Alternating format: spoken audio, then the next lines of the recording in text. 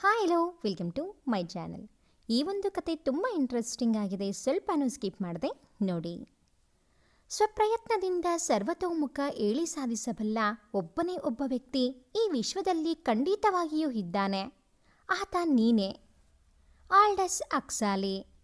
ಮುತ್ತು ಪೋಣಿಸಿದಂತಿದ್ದ ಮುದ್ದಾದ ಅಕ್ಷರಗಳು ಮಂದವಾದ table lamp ಬೆಳಕಿನಲ್ಲೂ ಸ್ಪಷ್ಟವಾಗಿ ಹೊಳೆಯುತ್ತಿದ್ದವು. ಅಕ್ಷರಗಳ ಮೇಲೆ ತನ್ನ ಕೈಬೆರಳಾಡಿಸುತ್ತಿದ್ದಂತೆ ನಾವು ಅಕ್ಷರಗಳ ಅಂದವನ್ನು ನೋಡಬೇಕು ಎನ್ನುವಂತೆ ಧಾವಿಸಿ ಬಂದ ಕಣ್ಣೀರು ಲಾಸಾಳ ನೋಟವನ್ನು ಮಂಜುಗೊಳಿಸಿದ್ದವು. ಈ ವಾಕ್ಯವೇ ಅಲ್ಲವೇ ನನ್ನ ಬದುಕಿಗೊಂದು ಅರ್ಥ ಬರದಿದ್ದು? ಇಂದು ನಾನು ಬದುಕಿದ್ದೇನೆಂದರೆ ಅದರ ಕಾರಣವು ಇದೇ ವಾಕ್ಯ ಎಂದುಕೊಳ್ಳುತ್ತಾ ವಾಕ್ಯವನ್ನು ಹೊತ್ತಿದ್ದ ಡೈರಿಯನ್ನು ಎದೆಗವಿಚಿಕೊಂಡು ಕಂಬನಿಯನ್ನು ಹೊರನೂಕಿ ಚಾವಣಿಯನ್ನೇ ದಿಟ್ಟಿಸುತ್ತಿದ್ದವಳಿಗೆ ಚಾವಣಿಯ ಪರದೆಯಾಗಿ ಅವಳ ಗತಜೀವನದ ಕತೆ ಬಿತ್ತಲಾರಂಭಿಸಿತ್ತು. 2 ವರ್ಷಗಳ ಹಿಂದೆ. ಅಂದು ಊರಿನ ಜಾತ್ರೆಯ ದಿನವಾಗಿತ್ತು. ವರ್ಷಕ್ಕೊಮ್ಮೆ ನೆರವೇರುತ್ತಿದ್ದ ಊರಿನ ಜಾತ್ರೆಗೆಂದು ಶಾಲೆಗಳಿಗೆ ರಜೆ ಘೋಷಿಸಿದ್ದರಿಂದ ಲಾಸ್ಯ ಅಂದು ಮನೆಯಲ್ಲೇ ಇದ್ದಳು. ಅಪ್ಪ, ಇವತ್ತು ನಮ್ಮೂರಿನ ಜಾತ್ರೆ, ಮರ್ತೋಯ್ತಾ ಹೇಗೆ? ಇಂದು ನೀವು ಆಫೀಸ್ಗೆ ಹೋಗೋ ಹಾಗಿಲ್ಲ. ನಾವೆಲ್ಲರೂ ಸೇರಿ ದೇವಸ್ಥಾನಕ್ಕೆ ಹೋಗಿ ಪೂಜೆ ಮುಗಿಸಿ ಜಾತ್ರೆ ಸುತ್ತೋಕ್ಕೆ ಹೋಗೋಣ. ಪ್ಲೀಸ್ ಅಪ್ಪ, ಇವತ್ತು ರಜೆ ಹಾಕಿ ಎಂದು ಎಳೆ ಮಕ್ಕಳ ಹಾಗೆ ತಂದೆ ಮಂಜುನಾಥ್ರನ್ನು ಮನೆಯಲ್ಲೇ ಇರುವಂತೆ ಒತ್ತಾಯಿಸುತ್ತಿದ್ದಳು ಲಾಸ್ಯ. ಇಲ್ಲ ಮಗಳೇ, ಇವತ್ತೊಂದು ಮುಖ್ಯವಾದ ಕೆಲಸ ಇದೆ, ಬೇಗ ಅದನ್ನು ಮುಗಿಸಿ ಬಂದು ಬಿಡ್ತೀನಿ. ಸಂಜೆ ಖಂಡಿತ ಎಲ್ಲರೂ ಜಾತ್ರೆಗೆ ಹೋಗೋಣ, ಆಯ್ತಾ? ಬಾಡಿದ ಮಗಳ ಮುಖವನ್ನು ನೋಡುತ್ತಾ, ರಜೆ ಅಂತ ಸುಮ್ಮನೆ ಸಮಯನ ವ್ಯರ್ಥ ಮಾಡಬೇಡ. 8ನೇ ತರಗತಿ ಅಂದಮೇಲೆ ಓದುವುದು ತುಂಬ ಇರುತ್ತಲ್ವಾ? ನಾನು ಬರೋವರೆಗೂ ಓದಿಕೋ. ಸಂಜೆ ಖಂಡಿತ ಜಾತ್ರೆಗೆ ಹೋಗೋಣ. ನಂಗೀಗ ತಡ ಆಯಿತು, ನಾನು ಹೊರಡ್ತೀನಿ ಅಂತ ಮಗಳನ್ನು ಸಮಾಧಾನ ಮಾಡಿದರು. ರೀ, 2 ನಿಮಿಷ ಇರಿ, ಡಬ್ಬಿ ಪ್ಯಾಕ್ ಮಾಡ್ತಾ ಇದ್ದೀನಿ, ಈಗ ಬಂದೆ. ಗಂಡನು ತರಾತುರಿಯಲ್ಲಿ ಆಫೀಸ್ ಹೊರಟ ಮಾತು ಕೇಳಿ ಅಡುಗೆ ಮನೆಯಿಂದಲೇ ಗಂಡನಿಗೆ 1-2 ನಿಮಿಷ ಕಾಯಲು ಹೇಳಿದರು ಮಂಜುನಾಥ್ರ ಪತ್ನಿ ಜನನಿ. ಬೇಡ ಕಣೆ ಜನನಿ, ನನಗೆ ಇವತ್ತು ಊಟದ ಡಬ್ಬಿ ಬೇಡ. ನಾನು ಕೆಲಸ ಮುಗಿಸಿ ಮಧ್ಯಾಹ್ನ ಊಟಕ್ಕೆ ಮನೆಗೆ ಬರ್ತೀನಿ. ಆಗಲೇ ತುಂಬ ತಡವಾಗಿದ್ದರಿಂದ ಮಗಳು ಲಾಸ್ಯ ಮಡದಿ ಜನನಿಗೆ ಬಾಯಿ ಹೇಳಿ ಆಫೀಸ್ ದಾರಿ ಎಡೆ ಕಾರ್ ಓಡಿಸಿದರು. ಮಧ್ಯಾಹ್ನವಾಯಿತೆಂದು ನೆನಪಿಸುವಂತೆ ಜಗುಳಿಯ ಗಡಿಯಾರ ಡಣ್ಣೆಂದು ಒಂದು ಬಾರಿ ಬಡಿದಿದ್ದನ್ನು ಕೇಳುತ್ತಲೇ ಪುಸ್ತಕದಲ್ಲಿ ಮುಖ ಮುಳುಗಿಸಿದ್ದ ಲಾಸ್ಯ ತಟ್ಟನೆ ಎದ್ದು, ಅಮ್ಮ ಎಲ್ಲಿ ನಿನ್ನ ಫೋನ್ ಕೊಡು, ಅಪ್ಪಂಗೆ ಮಧ್ಯಾಹ್ನ ಆಯಿತು ಅಂತ ನೆನಪಿಸ್ತೀನಿ ಎಂದು ಅಮ್ಮನ ಬಳಿ ಫೋನ್ ಕೇಳಲು ಹೊರಟಳು ಲಾಸ್ಯ.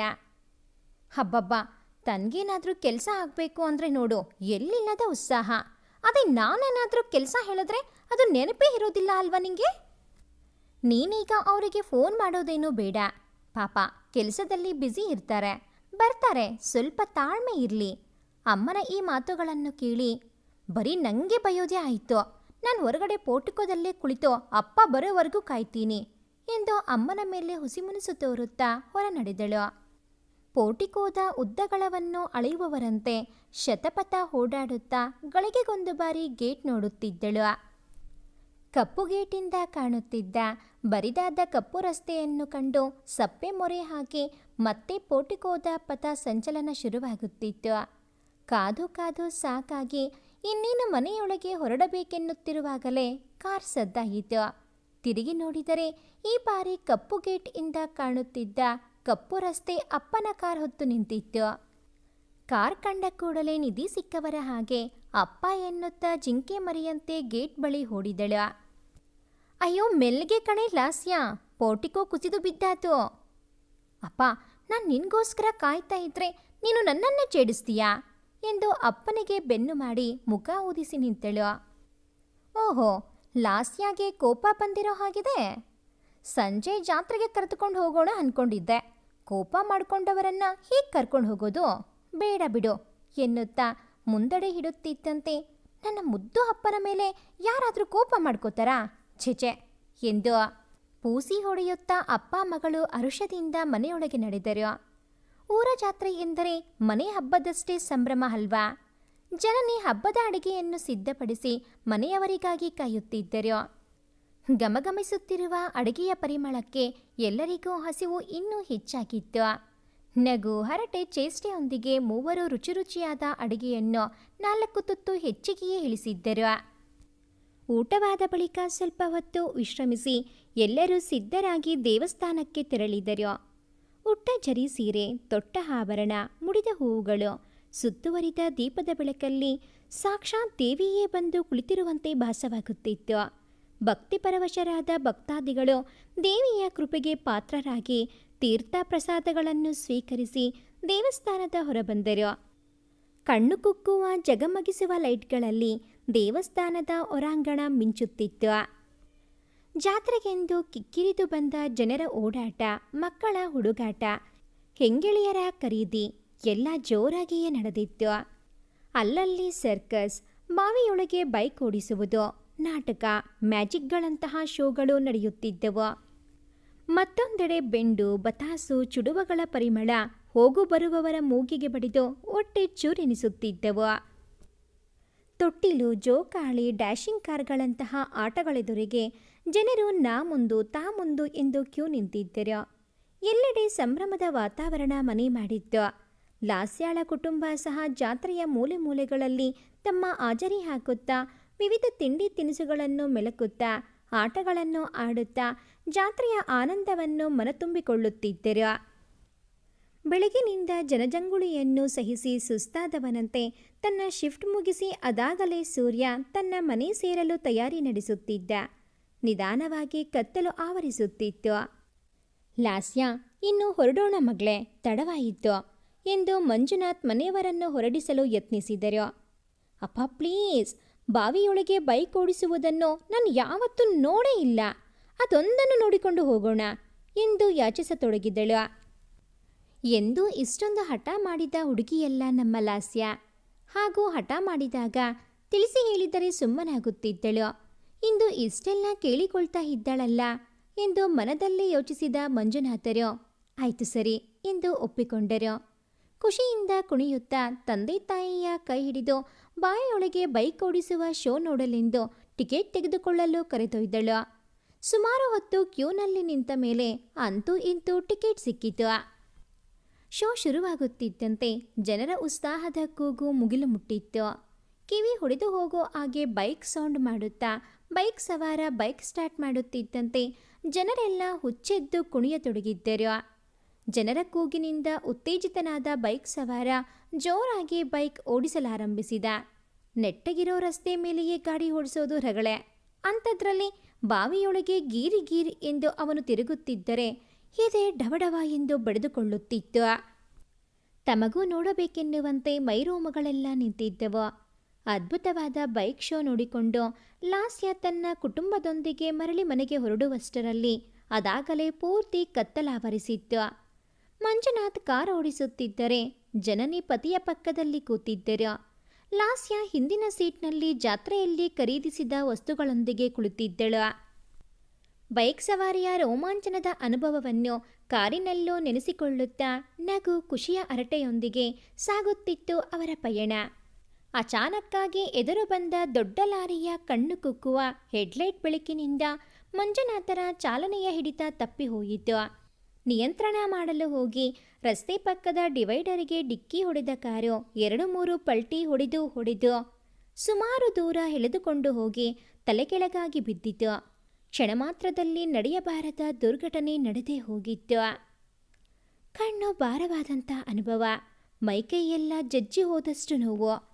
ಕಣ್ಣು ಬಿಡಲಾಗದಿದ್ದರೂ ಮೆಲ್ಲನೆ ಸಣ್ಣಗೆ ಕಣ್ಣು ಬಿಟ್ಟಾಗ ಮೊದಲು ಕಂಡಿದ್ದು ಬಿಳಿ ಬಣ್ಣದ ಚಾವಣಿ, ಹಾಗೆ ಮೂಗಿಗೆ ಹಾಕಿದ ಆಕ್ಸಿಜನ್ ಮಾಸ್ಕ್ ಕಂಡಿತು. ಕತ್ತು ಒರಳಿಸಲೂ ಆಗ್ತಾ ಇರಲಿಲ್ಲ. ನಿಧಾನಕ್ಕೆ ಕಣ್ಣನ್ನು ಎಡಕ್ಕೆ ತಿರುಗಿಸಿದಾಗ ಕಂಡಿದ್ದು ಹಸಿರು ಬಣ್ಣದ ಪರದೆ. ಬಲಕ್ಕೆ ತಿರುಗಿಸಿದಾಗ ಯಾರೋ ಒಬ್ಬರು ನಿಂತಿರುವುದು ಕಂಡಿದ್ದು.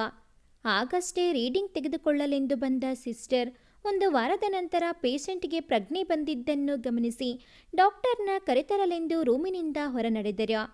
2 ನಿಮಿಷಗಳ ನಂತರ ಬಿಳಿ ಕೋಟ್ ಧರಿಸಿ ರೂಮ್ ಒಳಗೆ ಬಂದವರು ಲಾಸ್ಯ ಹೀಗಿದೆಯಾ ಎಂದು ವಿಚಾರಿಸಿದರು.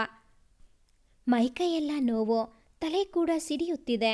ನಾನು ಎಲ್ಲಿದ್ದೀನಿ, ಏನಾಗಿದೆ ನನಗೆ, ಅಪ್ಪ ಅಮ್ಮ ಎಲ್ಲಿ ಎಂದು ತಡವರಿಸುತ್ತಾ ಒಂದರ ಮೇಲೊಂದು ಪ್ರಶ್ನೆಗಳನ್ನು ಕೇಳತೊಡಗಿದಳು. ನಿಧಾನವಾಗಿ ಎಲ್ಲವೂ ನಿನಗೆ ತಿಳಿಯುತ್ತೆ. ಈಗ ಮೆದುಳಿಗೆ ಹೆಚ್ಚು ಒತ್ತಡ ಹಾಕದೆ ಆರಾಮಾಗಿ ರೆಸ್ಟ್ ಮಾಡು ಎಂದು ಸಮಾಧಾನ ಮಾಡುತ್ತಾ ಡಾಕ್ಟರ್ ಪವನ್ ಲಾಸ್ಯಾಗೆ ಚಿಕಿತ್ಸೆ ನೀಡಿ ರೂಮಿನಿಂದ ಹೊರನಡೆದರು.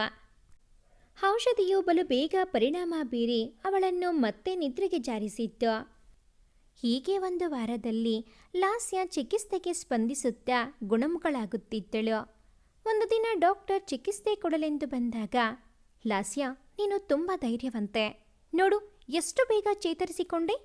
ಇನ್ನೊಂದು ವಾರದಲ್ಲಿ ನೀನು ಇಲ್ಲಿಂದ ಹೊರಡಬಹುದು ಎಂದು ಹೇಳಿದರು. ಡಾಕ್ಟರ್, ನಾನು ಪ್ರತಿದಿನ ಕೇಳ್ತಾನೆ ಇದ್ದೀನಿ, ನೀವು ಸುಮ್ಮನೆ ಇದ್ದೀರಾ? ಯಾಕೆ ನನ್ನ ಅಪ್ಪ ಅಮ್ಮನ ಬಗ್ಗೆ ನನಗೇನು ಹೇಳ್ತಾ ಇಲ್ಲ? ದಯವಿಟ್ಟು ಹೇಳಿ ಎಂದು ಕಣ್ಣೀರು ಸುರಿಸಲಾರಂಭಿಸಿದಳು. ಇನ್ನೂ ಮುಚ್ಚಿಟ್ಟು ಯಾವ ಪ್ರಯೋಜನವೂ ಇಲ್ಲ ಎಂದರಿತ ಡಾಕ್ಟರ್ ಪವನ್ ವಿಶ್ವನಾಥ್ರನ್ನು ಒಳಗೆ ಕರೆದರು. ವಿಶ್ವನಾಥ್ನ ನೋಡುತ್ತಲೇ, ಚಿಕ್ಕಪ್ಪ ಹೇಗಿದ್ದೀರಾ? ಅಪ್ಪ ಅಮ್ಮ ಎಲ್ಲಿ? ಚಿಕ್ಕಪ್ಪ, ನಾನು ಈಗಲೇ ಅವರಿಬ್ಬರನ್ನು ನೋಡಬೇಕು ಎಂದು ಕೇಳಿದಳು. ಲಾಸ್ಯ, ನೋಡು ಮಗಳೇ, ನಾನೀಗ ಹೇಳುವುದನ್ನು ಧೈರ್ಯದಿಂದ ಕೇಳಬೇಕು ನೀನು. ನಮ್ಮ ಕೈಯಲ್ಲಿ ಏನಿದೆ ಕಂದ? ಎಲ್ಲ ಆ ದೇವರು ಆಡಿಸುವ ಆಟ. ಅಂದು ನೀವು ಜಾತ್ರೆಯಿಂದ ಮರಳುವಾಗ ಅಕಸ್ಮಾತಾಗಿ ನಡೆದ ದುರ್ಘಟನೆಯಲ್ಲಿ ಅಣ್ಣ ಅತ್ತಿಗೆ ನಮ್ಮನ್ನೆಲ್ಲ ಬಿಟ್ಟು ಹೋಗ್ಬಿಟ್ರಮ್ಮ. ಅಪ್ಪ ಅಮ್ಮ ಎಂದು ದುಃಖದಿಂದ ಕೂಗಿದ ಲಾಸ್ಯ ಪ್ರಜ್ಞೆ ಕಳೆದುಕೊಂಡಳು. ಅಲ್ಲೇ ಇದ್ದ ಡಾಕ್ಟರ್ ಆರೋಗ್ಯವನ್ನು ಪರೀಕ್ಷಿಸಿ, ಹೆದರಬೇಡಿ, ಒಂದೇ ಬಾರಿಗೆ ಸತ್ಯವನ್ನು ಅರಗಿಸಿಕೊಳ್ಳಲಾಗದೆ ಹೀಗೆ ಆಗಿದೆ ಅಷ್ಟೇ. ನಾನವಳಿಗೆ ಇಂಜೆಕ್ಷನ್ ಕೊಟ್ಟಿದ್ದೀನಿ. 1 ಗಂಟೆಯಲ್ಲಿ ಮತ್ತೆ ಅವಳು ಹೇಳುತ್ತಾಳೆ. ನಿಧಾನವಾಗಿ ಅವಳಿಗೆ ಸತ್ಯವನ್ನು ಮನವರಿಕೆ ಮಾಡಿಸಿ ಎಂದು ವಿಶ್ವನಾಥ್ರ ಭುಜ ತಟ್ಟಿ ಧೈರ್ಯ ತುಂಬಿ ತಮ್ಮ ಮುಂದಿನ ಪೇಷಂಟ್ನ ವಿಚಾರಿಸಲು ತೆರಳಿದರು ಡಾಕ್ಟರ್ ಪವನ್. ಮಾರನೆಯ ದಿನ ವಿಶ್ವನಾಥ್ ಲಾಸ್ಯಾಳನ್ನು ವಿಚಾರಿಸಲು ಬಂದರು. ಚಿಕ್ಕಪ್ಪ, ಎಲ್ಲ ನನ್ನಿಂದಲೇ ಆಗಿದ್ದು. ನಾನವತ್ತು ಬೈಕ್ ಶೋ ನೋಡುವ ಹಠ ಮಾಡಿರದಿದ್ದರೆ ಇಂದು ನಾನು ನನ್ನ ಅಪ್ಪ ಅಮ್ಮನನ್ನು ಕಳೆದುಕೊಳ್ಳುತ್ತಿರಲಿಲ್ಲ ಎಂದು ಅಳತೊಡಗಿದಳು. ಆಗುವುದನ್ನು ಯಾರಿಂದಲೂ ತಪ್ಪಿಸಲು ಸಾಧ್ಯವಿಲ್ಲಮ್ಮ. ನೀನು ಸಮಾಧಾನ ಮಾಡಿಕೋ. ಅಣ್ಣ ಅತ್ತಿಗೆಯನ್ನಂತೂ ಉಳಿಸಿಕೊಳ್ಳಲಾಗಲಿಲ್ಲ. ಕೊನೆ ಪಕ್ಷ ನಿನ್ನನ್ನಾದರೂ ಉಳಿಸಿಕೊಟ್ಟನಲ್ಲ ಆ ಭಗವಂತ ಎಂದು ತಮ್ಮ ಎದೆಗೆ ಮಗಳ ತಲೆ ಒರಗಿಸಿಕೊಂಡು ತಮ್ಮ ದುಃಖವನ್ನು ಮರೆಮಾಚಿ ಮಗಳನ್ನು ಸಂತೈಸಿದರು. ಸತತ 3 ವಾರಗಳ ಚಿಕಿತ್ಸೆಯ ಫಲವಾಗಿ ಲಾಸ್ಯ ದೈಹಿಕವಾಗಿಯೇನೋ ಗುಣಮುಖಳಾಗಿದ್ದಳು. ಆದರೆ ಮಾನಸಿಕವಾಗಿ ಕುಸಿದು ಹೋಗಿದ್ದಳು. ಹಾಸ್ಪಿಟಲ್ನಿಂದ ಡಿಸ್ಚಾರ್ಜ್ ಆದ ಬಳಿಕ ಲಾಸ್ಯ, ಚಿಕ್ಕಪ್ಪ, ನಾನು ಎಲ್ಲಿಗೆ ಹೋಗಲಿ ಈಗ ಎಂದು ಬಿಕ್ಕಳಿಸುತ್ತಾ ಚಿಕ್ಕಪ್ಪನನ್ನು ಕೇಳಿದಾಗ, ಲಾಸ್ಯ, ಇನ್ನು ಈ ನಿನ್ನ ಚಿಕ್ಕಪ್ಪನೇ ನಿನಗೆ ಅಪ್ಪ ಕಣೋ, ನಮ್ಮನೆಗೆ ಕರ್ಕೊಂಡು ಹೋಗ್ತೀನಿ ಎಂದು ಧೈರ್ಯವಿದ್ದರು. ಚಿಕ್ಕಪ್ಪ, ಒಂದು ಬಾರಿ ನಾನು ನಮ್ಮ ಮನೆಗೆ ಹೋಗಬೇಕು. ಆಗಲಿ ಬಾ ಕಂದ, ನೀನು ನಿನಗೆ ಬೇಕಾದ ವಸ್ತುಗಳನ್ನು ತೆಗೆದುಕೊಂಡು ಬರುವೆಯಂತೆ. ಮನೆಯ ಗೇಟ್ ಬಳಿ ಬರುತ್ತಿದ್ದಂತೆ ಬಿಕ್ಕಳಿಸುತ್ತಾ ಅಲ್ಲೇ ಕುಸಿದು ಹೋದಳು. ಪ್ರತಿ ಕಣದಲ್ಲೂ ಅವಳಿಗೆ ತಾನು ಅಪ್ಪ ಅಮ್ಮನೊಂದಿಗೆ ಕಳೆದ ಖುಷಿಯ ಕ್ಷಣಗಳೇ ಕಾಣುತ್ತಿದ್ದವು. ಲಾಸ್ಯಾಳ ದುಃಖವನ್ನು ಅರಿತು ಅವಳ ಭುಜವನ್ನು ಹಿಡಿದು ಮೇಲೇಳಿಸಿ ಮೆಲ್ಲಗೆ ಒಳನಡೆದರು. ಎಷ್ಟೋ ಆಟ ತುಂಟಾಟಗಳಿಗೆ ಸಾಕ್ಷಿಯಾಗಿದ್ದ ಪೋಟಿಕೋ ಇಂದು ಒಡೆಯರಿಲ್ಲದೆ ಬಿಕು ಎನ್ನುತ್ತಿತ್ತು. ಬಾಗಿಲು ತೆರೆದು ಒಳಗೆ ಅಡಿ ಇಡುತ್ತಲೇ ಅಪ್ಪ ಅಮ್ಮನ ಮಾತುಗಳು, ಛೇಡಿಸುವಿಕೆ, ಮುನಿಸು, ರಮಿಸುವ ಆ ಬಗೆ ಎಲ್ಲವೂ ಕಣ್ಣ ಮುಂದೆ ಸುಳಿದು ಅಸಾಧ್ಯವಾದ ನೋವನ್ನು ತಾಳಲಾಗದೆ ಅದೆಷ್ಟು ಹೊತ್ತು ಅಳುತ್ತಾ ಕೂತಳು. ಮನಸ್ಸಿನ ದುಃಖ ಕಣ್ಣೀರಾಗಿ ಹರಿದು ಮನಸ್ಸಿನ ಭಾರ ತಗ್ಗಲಿ ಎಂದು ಅವಳನ್ನು ಅವಳ ಪಾಡಿಗೆ ಬಿಟ್ಟು ತಮ್ಮ ಮನಸ್ಸನ್ನು ಗಟ್ಟಿಗೊಳಿಸಿ ನಿಂತರು ವಿಶ್ವನಾಥ್. ಮನೆಯ ಪ್ರತಿಯೊಂದು ಜಾಗಕ್ಕೂ ಹೋಗಿ ಅಲ್ಲಿಯ ಬೆಚ್ಚನೆಯ ಅನುಭವವನ್ನು ನೆನಪಿಸಿಕೊಳ್ಳುತ್ತಾ ಅಪ್ಪ ಅಮ್ಮನ ರೂಮ್ಗೆ ಹೋದಳು. ಅಪ್ಪನ ಇಷ್ಟವಾದ ಶರ್ಟ್, ಅಮ್ಮನ ಇಷ್ಟವಾದ ಸೀರೆಯನ್ನು ತೆಗೆದುಕೊಂಡು ಅಪ್ಪ ಅಮ್ಮ ಜೊತೆಗಿರುವ ಫೋಟೋವೊಂದನ್ನು ತೆಗೆದುಕೊಂಡು ಹೊರಡುವಾಗ ಬೀರುವಿನಲ್ಲಿ ಒಂದು ಗಿಫ್ಟ್ ಪ್ಯಾಕ್ ಕಂಡಿತು. ಏನಿರಬಹುದು ಎಂದು ಅದನ್ನು ತೆಗೆದಳು. ಆ ಬಾಕ್ಸ್ ಮೇಲೆ ಪ್ರೀತಿಯ ಲಾಸ್ಯಾಗೆ ಎಂದು ಬರೆಯಲಾಗಿತ್ತು. ಒಳಗಿರುವ ಕೊಡುಗೆಯನ್ನು ನೋಡುವ ಮನಸ್ಸಿರಲಿಲ್ಲ. ಅಪ್ಪ ಅಮ್ಮನ ಪ್ರೀತಿಯ ಸಂಕೇತವಾಗಿ ಅದನ್ನು ತೆಗೆದುಕೊಂಡು ಭಾರವಾದ ಮನಸ್ಸಿನಿಂದ ಚಿಕ್ಕಪ್ಪನೊಂದಿಗೆ ಅವರ ಮನೆಗೆ ಹೊರಟಳು. ವಿಶ್ವನಾಥ್, ಮಂಜುನಾಥ್ ಅಣ್ಣ ತಮ್ಮಂದಿರು 4-5 ವರ್ಷಗಳ ಹಿಂದೆ ತಂದೆ ತಾಯಿಯನ್ನು ಕಳೆದುಕೊಂಡು ಒಬ್ಬರಿಗೊಬ್ಬರು ಆಸರೆಯಾಗಿ ಒಗ್ಗಟ್ಟಿನಿಂದ ಬದುಕುತ್ತಿದ್ದರು. ಅಣ್ಣ ಮಂಜುನಾಥ್ ಬ್ಯಾಂಕ್ ಉದ್ಯೋಗಿಯಾಗಿದ್ದರೆ ವಿಶ್ವನಾಥ್ ತಮ್ಮದೇ ಸ್ವಂತ ಔಷಧದ ಅಂಗಡಿಯ ಮಾಲೀಕರಾಗಿದ್ದರು. ಜೀವನ ನಿರ್ವಹಣೆಗೆ ಯಾವ ತೊಂದರೆಯೂ ಇಲ್ಲದಂತೆ ಸರಾಗವಾಗಿ ಸಾಗುತ್ತಲಿತ್ತು ಅವರಿಬ್ಬರ ಜೀವನದ ಬಂಡಿ. ಒಂದು ಬಾರಿ ವಿಶ್ವನಾಥರಿಗೆ ವ್ಯಾಪಾರದಲ್ಲಿ ಸಂಕಷ್ಟದ ಪರಿಸ್ಥಿತಿ ಎದುರಿಸಬೇಕಾಗಿ ಬಂದಿತ್ತು. ಪರಿಸ್ಥಿತಿ ಸರಿದೂಗಿಸಲು ಸಾಲ ಮಾಡದೆ ಬೇರೆ ವಿಧಿಯೇ ಇರಲಿಲ್ಲ. ಅಣ್ಣನೇ ಬ್ಯಾಂಕ್ನಲ್ಲಿ ಇದ್ದಿದ್ದರಿಂದ ಅವರನ್ನೇ ಸಹಾಯಕ್ಕಾಗಿ ಕೇಳಿರಿ ಎಂದು ವಿಶ್ವನಾಥರ ಪತ್ನಿ ಕವಿತಾ ಸಲಹೆ ನೀಡಿದರು. ಆದರೆ ಬ್ಯಾಂಕ್ನ ನಿಯಮ ನಿಬಂಧನೆಗಳು ಮಂಜುನಾಥರ ಕೈ ಕಟ್ಟಿಹಾಕಿತ್ತು. ಆ ಸಮಯದಲ್ಲಿ ಮಂಜುನಾಥ್ ತಮ್ಮನಿಗೆ ಯಾವ ಸಹಾಯವನ್ನು ಮಾಡಲಾಗಲಿಲ್ಲ. ಸ್ವಂತ ತಮ್ಮನ ಕಷ್ಟಕ್ಕಿಂತ ಬ್ಯಾಂಕ್ನ ನಿಯಮ ನಿಬಂಧನೆಗಳೇ ಹೆಚ್ಚಾದವು ನಿಮ್ಮ ಅಣ್ಣನಿಗೆ. ಅವರ ಮನಸ್ಸು ಮಾಡಿದ್ದರೆ ಖಂಡಿತ ನಾವು ಈ ಸಮಸ್ಯೆಯಿಂದ ಹೊರಬರಬಹುದಿತ್ತು ಎಂದು ಕವಿತಾ ಮಂಜುನಾಥ್ ಮೇಲಿದ್ದ ಅಸಮಾಧಾನವನ್ನು ಗಂಡನೆದುರಿಗೆ ತೋರಿಕೊಂಡರು. ಅಣ್ಣನ ಕಾರ್ಯನಿಷ್ಠೆಯ ಬಗ್ಗೆ, ಪರಿಸ್ಥಿತಿಯ ಕೈಗೊಂಬೆಯಾಗಿದ್ದ ಅಣ್ಣನ ಅಸಹಾಯಕತೆಯ ಬಗ್ಗೆ ವಿಶ್ವನಾಥ್ ಎಷ್ಟೇ ತಿಳಿಸಿ ಹೇಳಿದರೂ ಕವಿತಾರ ಧೋರಣೆ ಬದಲಾಗಲೇ ಇಲ್ಲ. ಅಂದಿನಿಂದ ಸಂಬಂಧದಲ್ಲಿ ತೆಳುವಾದ ಕಹಿ ಹರಡಲಾರಂಭಿಸಿತ್ತು. ತಮ್ಮನಿಗೆ ತಮ್ಮ ಬ್ಯಾಂಕಿಂದ ಯಾವ ತರಹದ ಸಹಾಯ ಮಾಡಲು ಆಗಲಿಲ್ಲವಲ್ಲ ಎಂದು ತುಂಬ ಬೇಸರಿಸಿದ ಮಂಜುನಾಥ್ ಕಡೆಗೆ ತಮ್ಮ ಸ್ವಂತ ಗಳಿಕೆಯಿಂದಲೇ ಸಾಧ್ಯವಾದಷ್ಟು ಸಹಾಯ ಮಾಡಿದ್ದರು. ಅದ್ಯಾಕೋ ಕವಿತಾರಿಗೆ ಮಂಜುನಾಥರ ಪರಿವಾರವನ್ನು ಕಂಡರೆ ಅಷ್ಟಕ್ಕಷ್ಟೇ ಎಂಬಂತಾಗಿತ್ತು. ಅಣ್ಣ ತಮ್ಮಂದಿಯರು ಮಾತ್ರ ಎಂತಹ ಪರಿಸ್ಥಿತಿಯಲ್ಲೂ ತಮ್ಮ ಸಂಬಂಧದಲ್ಲಿ ಭಿನ್ನತೆ ಬರದಂತೆ ಪ್ರೀತಿಯಿಂದಲೇ ಇದ್ದರು. ಪ್ರೀತಿಯ ಅಣ್ಣನನ್ನು ಕಳೆದುಕೊಂಡ ವಿಶ್ವನಾಥರಿಗೆ ಒಂಟಿತನ ಬಲವಾಗಿ ಕಾಡತೊಡಗಿತು. ಅವನು ಇನ್ನಿಲ್ಲ ಎಂಬ ಸತ್ಯ ಬುದ್ಧಿಗೆ ತಿಳಿದರೂ ಮನಸ್ಸೇಕೋ ಒಪ್ಪಿಕೊಳ್ಳಲು ಹಿಂದೇಟು ಹಾಕುತ್ತಿತ್ತು. ನನ್ನ ಪರಿವಾರ ನನ್ನ ಜೊತೆಗಿದ್ದರೂ ಅಣ್ಣನಿಲ್ಲದೆ ನಾನೇ ಇಷ್ಟು ಅನಾಥ ಭಾವವನ್ನು ಅನುಭವಿಸುತ್ತಿರಬೇಕಾದರೆ ಪಾಪ ಆ ಪುಟ್ಟ ಬಡಕೂಸು ಇನ್ನೆಷ್ಟು ದುಃಖದಲ್ಲಿ ಬೇಯುತ್ತಿರಬಹುದು ಎಂದು ಯೋಚಿಸಿಯೇ ಅವರ ಕರುಳಲ್ಲಿ ನಡುಕ ಹುಟ್ಟುತ್ತಿತ್ತು.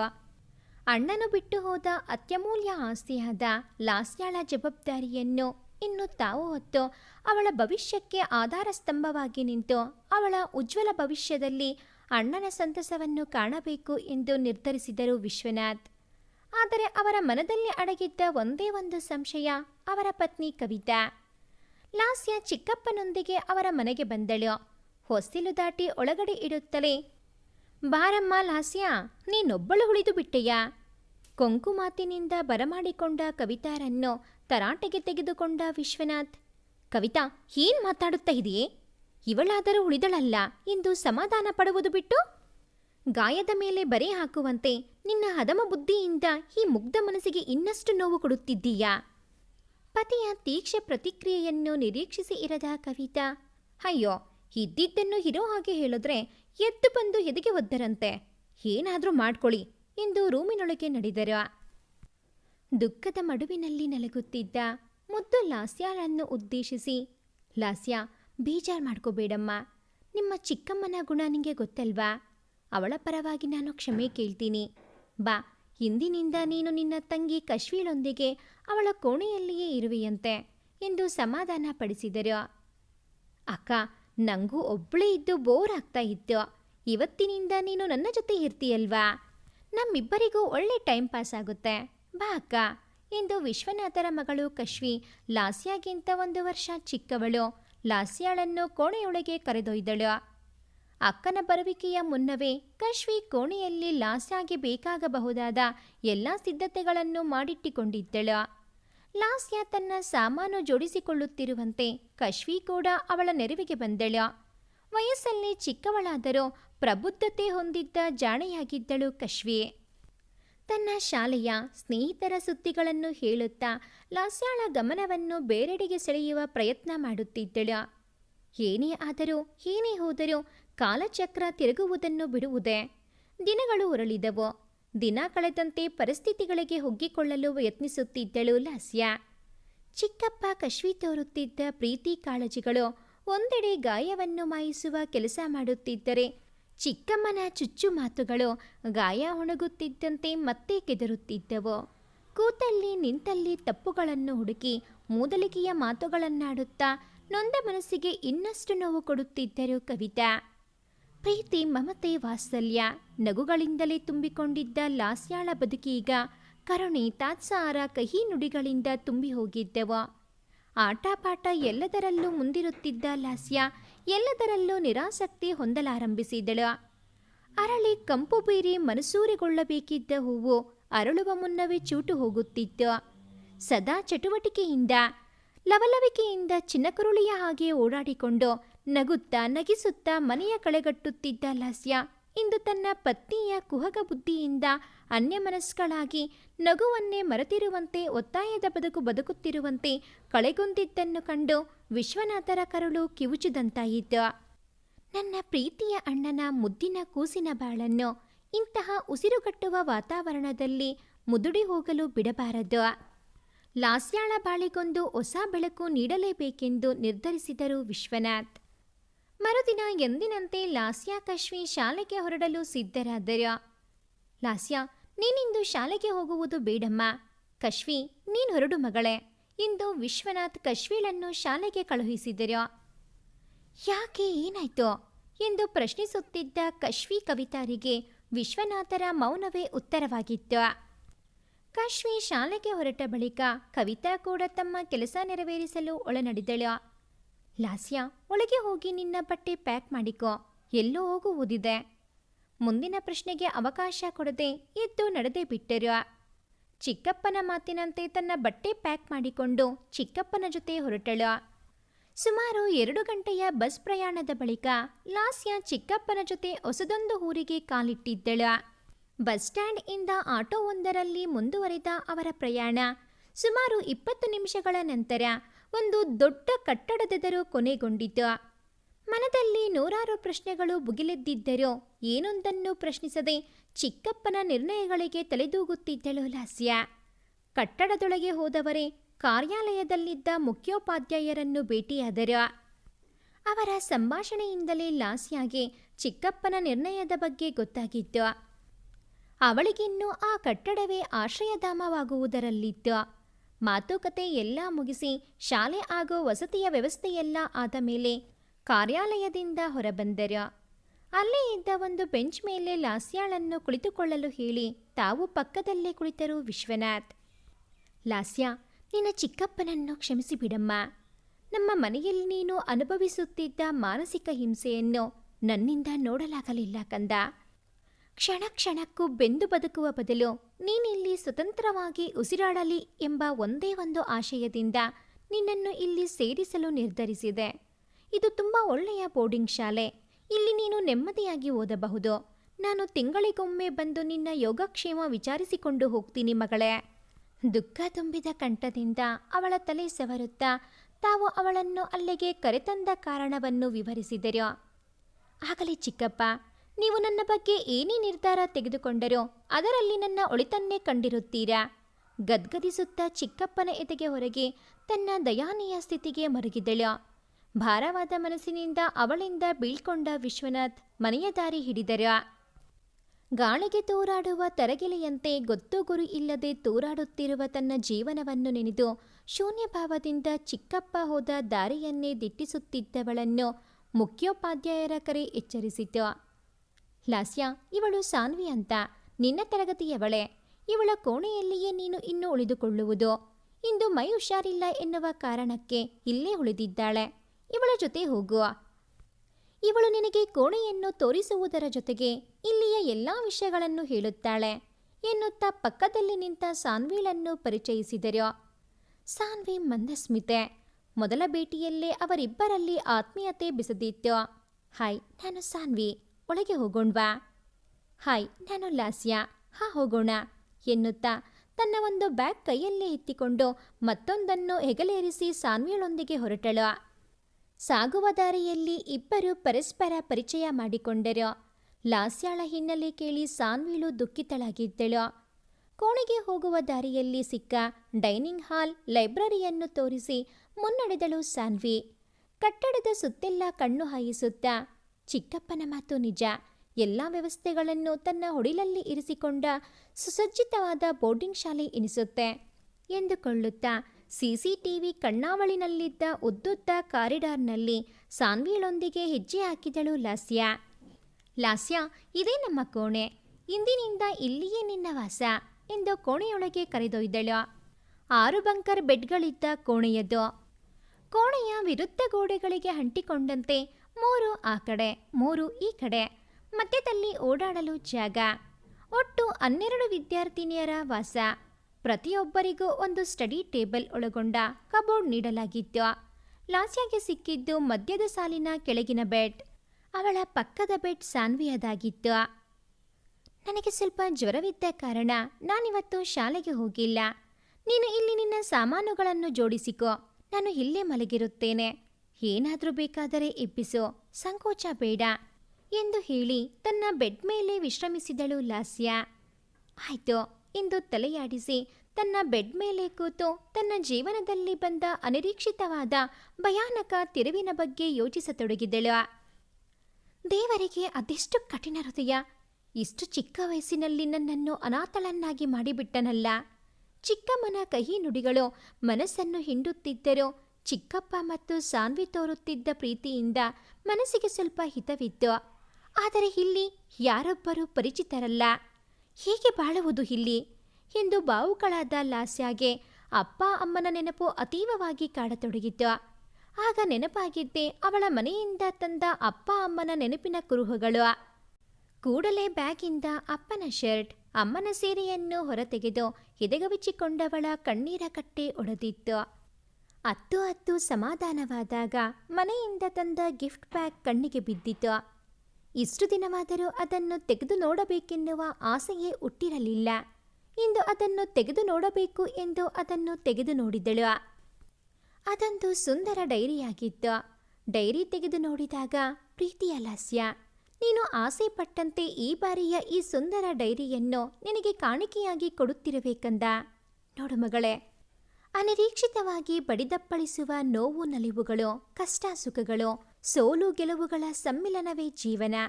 ಜೀವನ ಅಂದುಕೊಂಡಷ್ಟು ಸುಲಭವೂ ಅಲ್ಲ, ಭೇದಿಸಲಾಗದಷ್ಟು ಕಷ್ಟವೂ ಅಲ್ಲ. ನೀನು ಸಮಯ ಸಂದರ್ಭಗಳನ್ನು ನಿಭಾಯಿಸುವ ಪರಿಯಲ್ಲಿ ನಿನ್ನ ಜೀವನದ ಯಶಸ್ಸು ಅಡಗಿದೆ ಮಗಳೇ. ಹಿಂದೆ ಆಗಿದ್ದನ್ನು ಸರಿಪಡಿಸುವ ಶಕ್ತಿಯಾಗಲಿ ಮುಂದಾಗುವುದನ್ನು ತಡೆಯುವ ಸಾಮರ್ಥ್ಯವಾಗಲಿ ನಮ್ಮಲ್ಲಿಲ್ಲ. ಬಂದಿದ್ದನ್ನು ಬಂದ ಹಾಗೆ ಸ್ವೀಕರಿಸಿ ಜಯಿಸುವುದರಲ್ಲಿಯೇ ಅಡಗಿದೆ ಜೀವನದ ಯಶಸ್ಸಿನ ರಹಸ್ಯ. ಸೋಲನ್ನುಂಡೆ ಎಂದು ಹತಾಶಳಾಗಿ ಕಣ್ಣೀರು ಹಾಕುತ್ತಾ ಕೂತರೆ ಮಂಜಾದ ಕಣ್ಣುಗಳಿಂದ ಮುಂದಿನ ದಾರಿ ಅಸ್ಪಷ್ಟವಾಗಿ ಹೋಗುವುದು. ಸತ್ಯವನ್ನು ಸ್ವೀಕರಿಸಿ ಮುನ್ನುಗ್ಗುವುದೇ ಜಾಣತನ ಮಗಳೇ.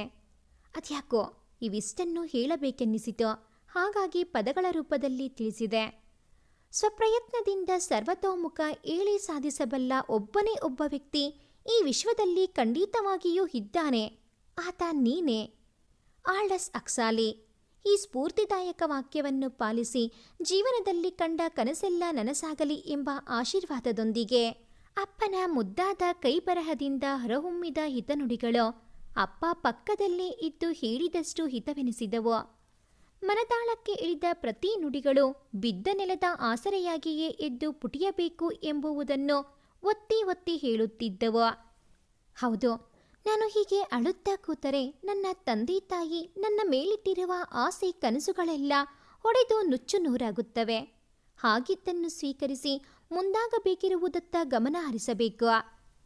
ನನ್ನ ಸ್ವಪ್ರಯತ್ನದಿಂದಲೇ ನನ್ನ ಭವಿಷ್ಯ ಕಟ್ಟಿಕೊಂಡು ಅಪ್ಪ ಅಮ್ಮನ ಆಸೆ ಈಡೇರಿಸಬೇಕು. ಲಾಸ್ಯಾಳ ನಿರ್ಧಾರದಲ್ಲಿ ಅಚಲತೆ ಇತ್ತು. ಆ ಒಂದು ವಾಕ್ಯ ಅವಳ ಬದುಕಿನ ದೃಷ್ಟಿಕೋನವನ್ನೇ ಬದಲಾಯಿಸಿತು. ಇಷ್ಟು ದಿನ ಕಷ್ಟದಲ್ಲಿ ರುಬ್ಬಿದ ಲಾಸ್ಯಾಳ ಜೀವನವನ್ನು ನೋಡಿ ದೇವರಿಗೂ ಕರುಣೆ ಬಂದಿತ್ತೇನೋ. ಅವಳ ಬದುಕಲ್ಲಿ ಹೊಸ ಜಾಗ, ಪರಿಸರ, ಹೊಸ ಅಧ್ಯಯನವನ್ನೇ ಬರೆಯುತ್ತಿದ್ದವು. ಸಮಮನಸ್ಥಿತಿಯ ಗೆಳತಿಯರ ಬೆಂಬಲ, ಪ್ರೋತ್ಸಾಹಿಸುವ ಶಿಕ್ಷಕರ ಬಳಗ, ಸಕಾರಾತ್ಮಕ ಪರಿಸರದಿಂದ ಬತ್ತಿದ ಚೈತನ್ಯದ ಚಿಲುಮೆ ಮತ್ತೆ ಹೊತ್ತಿಕೊಂಡಿತು. ಮೊದಲಿನಂತೆಯೇ ಆಟಪಾಠಗಳಲ್ಲಿ ಆಸಕ್ತಿ ಹುಟ್ಟಿತು. ತಂದೆ ತಾಯಿ ಇಲ್ಲದ ನೋವನ್ನು ಮರೆಯಲು ಅಸಾಧ್ಯವಾದರೂ ಸತ್ಯವನ್ನು ಸ್ವೀಕರಿಸಿ ಜೀವನವನ್ನು ಮುನ್ನಡೆಸುತ್ತಿದ್ದಳು ಲಾಸ್ಯ. ಬೇಸರವೆನಿಸಿದಾಗಲೆಲ್ಲ ಅಮ್ಮನ ಜೊತೆ ಹಾಡುತ್ತಿದ್ದ ಕೆಲವು ಭಜನೆ ಹಾಡುಗಳನ್ನು ಹೇಳುತ್ತಿದ್ದರೆ ಆ ಹಳೆ ನೆನಪುಗಳಲ್ಲೇ ಅಮ್ಮನ ಇರುವಿಕೆಯನ್ನು ಅನುಭವಿಸುತ್ತಿದ್ದಳು. ಅವಳ ಕಂಚಿನ ಕಂಠದಿಂದ ಮೂಡಿಬರುತ್ತಿದ್ದ ಸುಶ್ರಾವ್ಯವಾದ ಹಾಡುಗಳಿಗೆ ಶಿಕ್ಷಕರ, ಸ್ನೇಹಿತರ ಅಭಿಮಾನಿ ಸಂಘವೇ ಹುಟ್ಟಿಕೊಂಡಿತು. 2 ವರ್ಷಗಳು ಬಲು ಬೇಗ ಓಡಿದವು. 10ನೆಯ ತರಗತಿಯಲ್ಲಿ ಅತಿ ಹೆಚ್ಚು ಅಂಕಗಳನ್ನು ಗಳಿಸಿ ಶಾಲೆಗೆ ಮೊದಲಿಗಳಾಗಿ ಹೊರಹೊಮ್ಮಿದ್ದಳು ಲಾಸ್ಯ. ಪಟ್ಟಶ್ರಮ ಸಾರ್ಥಕವೆನಿಸಿತು. ಶಿಕ್ಷಕರು ಸ್ನೇಹಿತರು ಅಭಿನಂದನೆಗಳ ಮಳೆಗೈದರು. ಆ ಸಂತಸದ ಕಡಲಲ್ಲೂ ಮನದ ಮೂಲೆಯಲ್ಲೊಂದು ದುಃಖದ ಅಲೆ ಅಪ್ಪಳಿಸಿ ಹೋಯಿತು. ರೂಮಿನಲ್ಲಿ ಬಂದು ಕುಳಿತವಳೆ ಪ್ರೀತಿಯ ಡೈರಿಯನ್ನು ತೆಗೆದು, ನನ್ನ ಇಂದಿನ ಯಶಸ್ಸನ್ನು ಸಂಭ್ರಮಿಸಲು ಹರಸಿ ಆಶೀರ್ವದಿಸಲು ನೀವಿಬ್ಬರೂ ಇರಬೇಕಿತ್ತಪ್ಪ ಎಂದು ಡೈರಿಯನ್ನು ತಬ್ಬಿ ಹಿಡಿದು ಭಾರವಾದ ಮನಸ್ಸನ್ನು ಕಣ್ಣೀರಿಂದ ಕರಗಿಸಿದಳು. ಲಾಸ್ಯ, ಲಾಸ್ಯ, ಎಲ್ಲಿದೆಯೇ? ಸಾನ್ವಿಳ ಕೂಗಿಗೆ ವಾಸ್ತವಕ್ಕೆ ಬಂದ ಲಾಸ್ಯ ಕಣ್ಣೀರೊರೆಸಿಕೊಂಡು ತೆರೆದ ಡೈರಿಯ ಜೊತೆ ತನ್ನ ನೆನಪಿನ ಕೋಟೆಯ ಕದವನ್ನೂ ಮುಚ್ಚಿದಳು. ಇಲ್ಲೇ ಇದ್ದೀನಿ ಸಾನ್ವಿ, ಏನಾಯ್ತು? ಲಾಸ್ಯ, ಹೆಡ್ ಮಾಸ್ಟರ್ ನಿನ್ನನ್ನು ಬರೋಕ್ಕೆ ಹೇಳಿದ್ರು, ಏನೋ ಮಾತಾಡಬೇಕಂತೆ.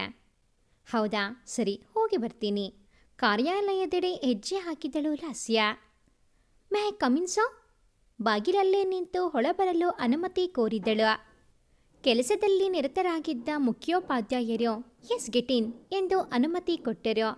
ಒಳನಡೆದು ಅವರ ಟೇಬಲ್ ಎದುರಿಗೆ ನಿಂತಳು. ಕಂಗ್ರ್ಯಾಚುಲೇಷನ್ ಲಾಸ್ಯ, ನಮ್ಮ ಶಾಲೆಗೆ ಒಳ್ಳೆಯ ಹೆಸರನ್ನು ತಂದುಕೊಟ್ಟಿದ್ದೀಯಾ. ನಿನ್ನ ಸಾಧನೆಯನ್ನು ಮೆಚ್ಚಿದೆ. ಭೇಷ್.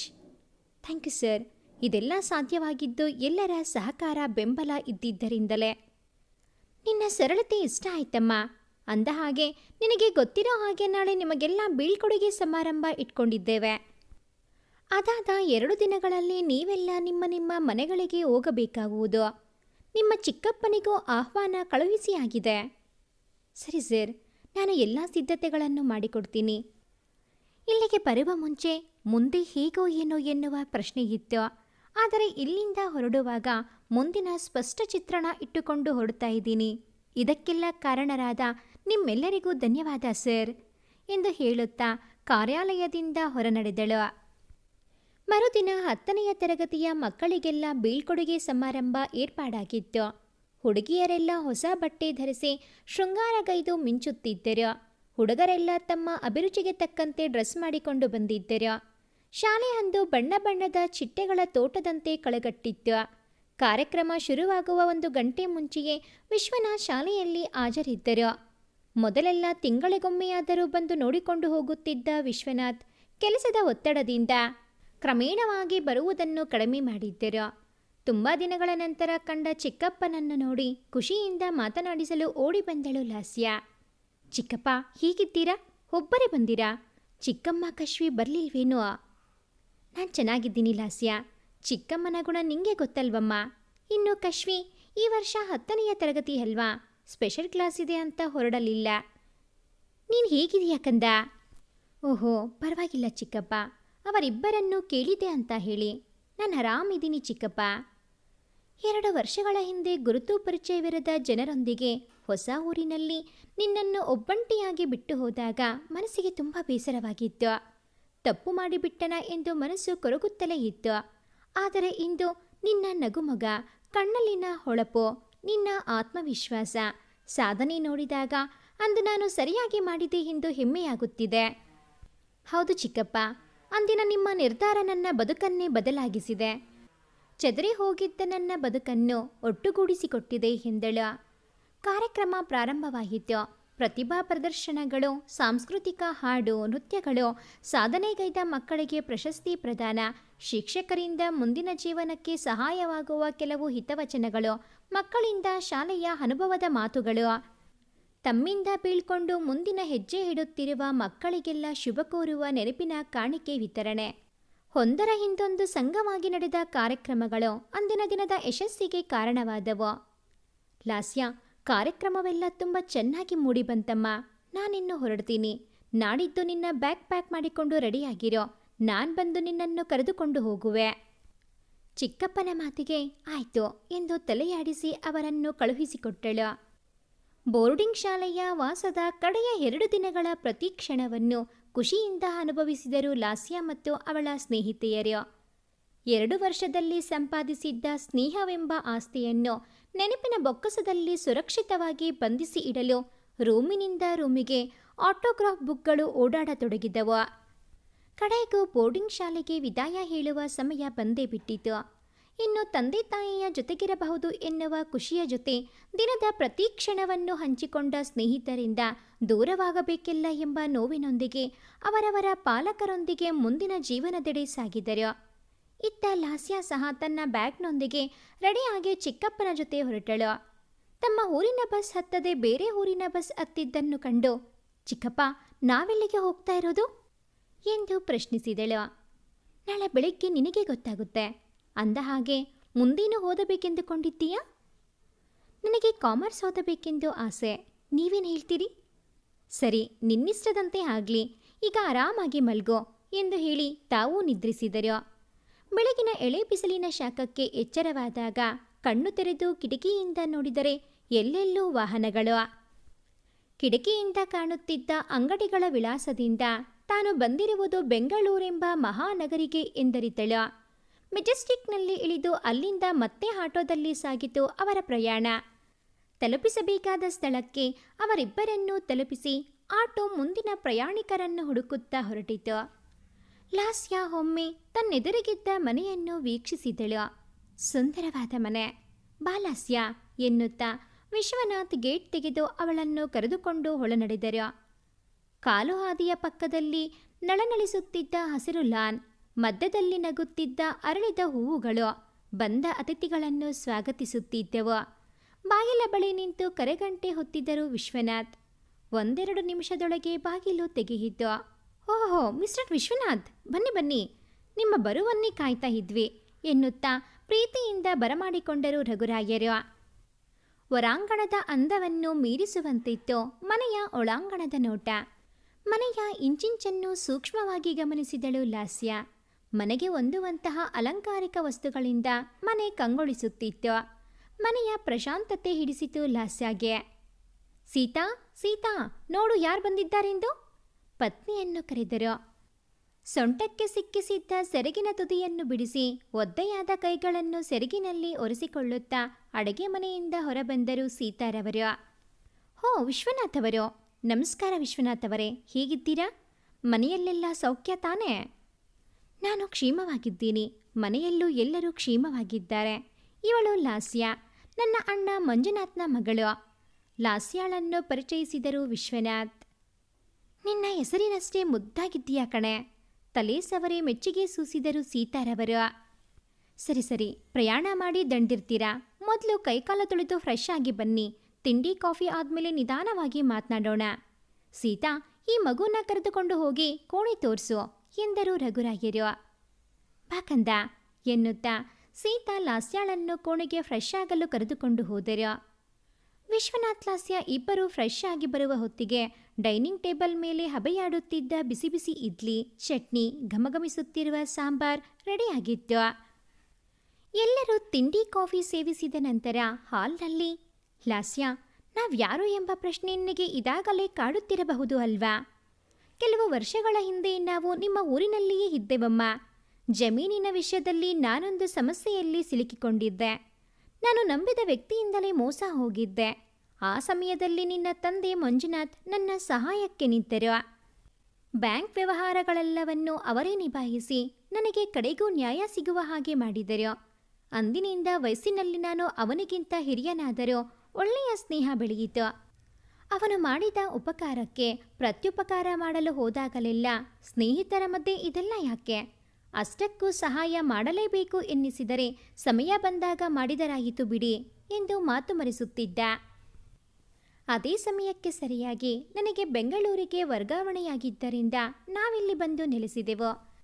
ತದನಂತರ ಕೇವಲ ಫೋನ್ ಸಂಭಾಷಣೆ ಮಾತ್ರವಿದ್ದಿತು. ವಿಷಯ ತಿಳಿದು ತುಂಬ ದುಃಖವಾಯಿತಮ್ಮ. ಮಂಜುನಾಥ್ರನ್ನು ನೆನೆದು ಒದ್ದೆಯಾದ ಕಣ್ಣಾಳಿಗಳನ್ನು ಒರೆಸಿಕೊಳ್ಳುತ್ತಾ ತಮ್ಮ ಪರಿಚಯವನ್ನು ಮಾಡಿಕೊಂಡರು ರಘುರಾಯರು. ಹೀಗೆ ಇನ್ನು ಅದೆಷ್ಟು ಜನಕ್ಕೆ ಸಹಾಯ ಮಾಡಿದ್ದಾರೋ ನನ್ನ ಅಪ್ಪ. ಬಲಗೈ ಮಾಡಿದ್ದ ಸಹಾಯ ಎಡಗೈಗೂ ಗೊತ್ತಾಗುತ್ತಿರಲಿಲ್ಲ. ಅಪ್ಪನ ಧಾರಾಳತನವನ್ನು ನೆನೆದು ಹೆಮ್ಮೆ ಪಟ್ಟಳು ಲಾಸ್ಯ. ನಿಮ್ಮಿಬ್ಬರ ಸ್ನೇಹದ ಪರಿಚಯವಿದ್ದಿದ್ದರಿಂದಲೇ ನಿಮ್ಮ ಸಹಾಯ ಕೇಳೋಣ ಎಂದು ಬಂದೆ ರಾಯರೇ. 10ನೆಯ ತರಗತಿಯಲ್ಲಿ ಉತ್ತಮ ಅಂಕಗಳನ್ನು ಪಡೆದು ಶಾಲೆಗೆ ಪ್ರಥಮ ಸ್ಥಾನ ಪಡೆದಿದ್ದಾಳೆ. ಮುಂದೆ ಕಾಮರ್ಸ್ ಓದಬೇಕೆಂದು ಆಸೆ ಪಟ್ಟಿದ್ದಾಳೆ. ಅವಳ ಮುಂದಿನ ವಿದ್ಯಾಭ್ಯಾಸಕ್ಕೆ ಈ ಊರು ಉತ್ತಮವೆನ್ನಿಸಿ ಇಲ್ಲಿಗೆ ಕರೆತಂದೆ. ನನಗೆ ಈ ಊರು ಹೊಸತು, ಇಲ್ಲಿಯ ಬಗ್ಗೆ ಏನೂ ತಿಳಿದಿಲ್ಲ. ಹಾಗಾಗಿ ನಿಮಗೆ ಗೊತ್ತಿರುವ ಒಳ್ಳೆಯ ಕಾಲೇಜ್, ಹಾಸ್ಟೆಲ್ ಬಗ್ಗೆ ತಿಳಿಸಿದರೆ ನಾನಿವಳನ್ನು ಅಲ್ಲಿಯೇ ಸೇರಿಸ್ತೀನಿ ಎಂದು ಬಂದ ಕಾರಣ ತಿಳಿಸುತ್ತಾ ಬೇಕಾಗಿದ್ದ ಸಹಾಯದ ಬಗ್ಗೆಯೂ ಹೇಳಿದರು ವಿಶ್ವನಾಥ್. ಅದಕ್ಕೇನಂತೆ, ಧಾರಾಳವಾಗಿ ತಿಳಿಸುತ್ತೇನೆ. ನಮ್ಮ ಮನೆಯ ಹತ್ತಿರದಲ್ಲೇ ಒಂದು ಒಳ್ಳೆಯ ಕಾಮರ್ಸ್ ಕಾಲೇಜ್ ಇದೆ. ಗುಣಮಟ್ಟದ ವಿದ್ಯಾಭ್ಯಾಸ ನೀಡುತ್ತಾರೆ ಎಂದು ಒಳ್ಳೆಯ ಹೆಸರು ಪಡೆದ ಕಾಲೇಜ್ ಅದು. ಅಲ್ಲದೆ ಒಳ್ಳೆಯ ಅಂಕ ಪಡೆದಿದ್ದಾಳೆ ಎಂದ ಮೇಲೆ ಸೀಟ್ ಸಿಕ್ಕೇ ಸಿಗುವುದು ಬಿಡಿ. ಉಳಿಯಲು ಹಾಸ್ಟೆಲ್ ಯಾಕೆ ಬೇಕು? ನಮ್ಮ ಮನೆಯಲ್ಲಿಯೇ ಉಳಿಯಬಹುದಲ್ಲ. ಈ ರೀತಿಯಲ್ಲಾದರೂ ನಾನು ನನ್ನ ಸ್ನೇಹಿತನಿಗೆ ಸಹಾಯ ಮಾಡಿದ ಹಾಗಾಗುತ್ತೆ ಎಂದು ತಮ್ಮ ಮನದಾಸೆ ತಿಳಿಸಿದರು ರಘುರಾಯರು. ಇದನ್ನು ಕೇಳಿ ವಿಶ್ವನಾಥ್ ಲಾಸ್ಯ ಇಬ್ಬರು ಮುಖಾಮುಖ ನೋಡಿಕೊಂಡರು. ಅದು ನಿಮಗ್ಯಾಕೆ ತೊಂದರೆ? ಹಾಸ್ಟೆಲ್ನಲ್ಲಿಯೇ ವ್ಯವಸ್ಥೆ ಮಾಡ್ತೀನಿ. ವಿಶ್ವನಾಥರ ಮಾತಿಗೆ ಪ್ರತ್ಯುತ್ತರವಾಗಿ, ನಮಗೇನೂ ತೊಂದರೆ ಇಲ್ಲ ಮಿಸ್ಟರ್ ವಿಶ್ವನಾಥ್. ಹೀಗೂ ಮೇಲಿರುವ ಕೋಣೆ ಖಾಲಿಯೇ ಇದೆ. ಅಲ್ಲಿ ಲಾಸ್ಯ ಆರಾಮಾಗಿ ಇರಬಹುದು.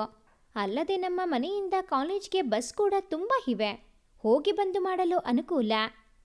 ಸಮಯ ಬಂದಾಗ ನೋಡೋಣ ಎಂದು ಸದಾ ಹೇಳುತ್ತಿದ್ದರು ಮಂಜುನಾಥ್. ಬಹುಶಃ ಆ ಸಮಯ ಇದೇ ಇರಬಹುದು.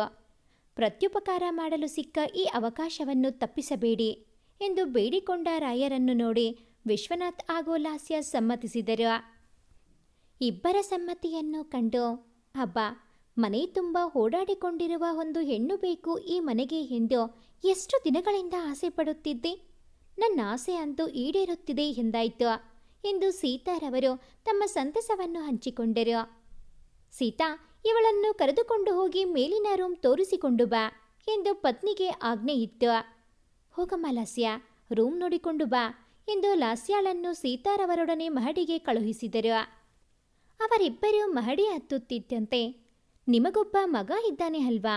ಏನ್ ಮಾಡುತ್ತಿದ್ದಾನೆ ಅವನೀಗ? ಪ್ರಶ್ನಿಸಿದ ವಿಶ್ವನಾಥ್ರನ್ನು ಉದ್ದೇಶಿಸಿ, ಹೌದು ವಿಶ್ವ, ನಮಗೊಬ್ಬನೇ ಮಗ.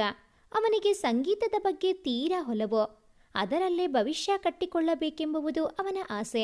ಅವನಿಗೆ ಬೇಕಾದ ಸಂಗೀತದ ಯಾವುದೋ ಬಗ್ಗೆ ಕೆನಡಾದಲ್ಲಷ್ಟೇ ಇರುವುದಂತೆ. ಹಾಗಾಗಿ ಕಳೆದ ತಿಂಗಳಷ್ಟೇ ಅವನು ಕೆನಡಾಗೆ ಹಾರಿಯಾಯಿತು. ಇನ್ನು 4 ವರ್ಷ ಅಲ್ಲಿಯೇ ಅವನ ವಾಸ. ಓಹೋ, ಆಗಲಿ, ಒಳ್ಳೆಯದು ಎನ್ನುತ್ತಿದ್ದಂತೆ ಸೀತಾರವರೊಂದಿಗೆ ಲಾಸ್ಯ ಮಹಡಿಯಿಂದ ಕೆಳಗಿಳಿದು ಬಂದಳು. ಅವಳ ಮೊಗದಲ್ಲಿದ್ದ ನಗು, ನಿರಾಳ ಭಾವ ಅವಳಿಲ್ಲಿ ಉಳಿದರೆ ಸುರಕ್ಷಿತವಾದ ಕೈಗಳಲ್ಲಿ ಇರುತ್ತಾಳೆ ಎಂಬುದನ್ನು ಖಚಿತಪಡಿಸಿದವು.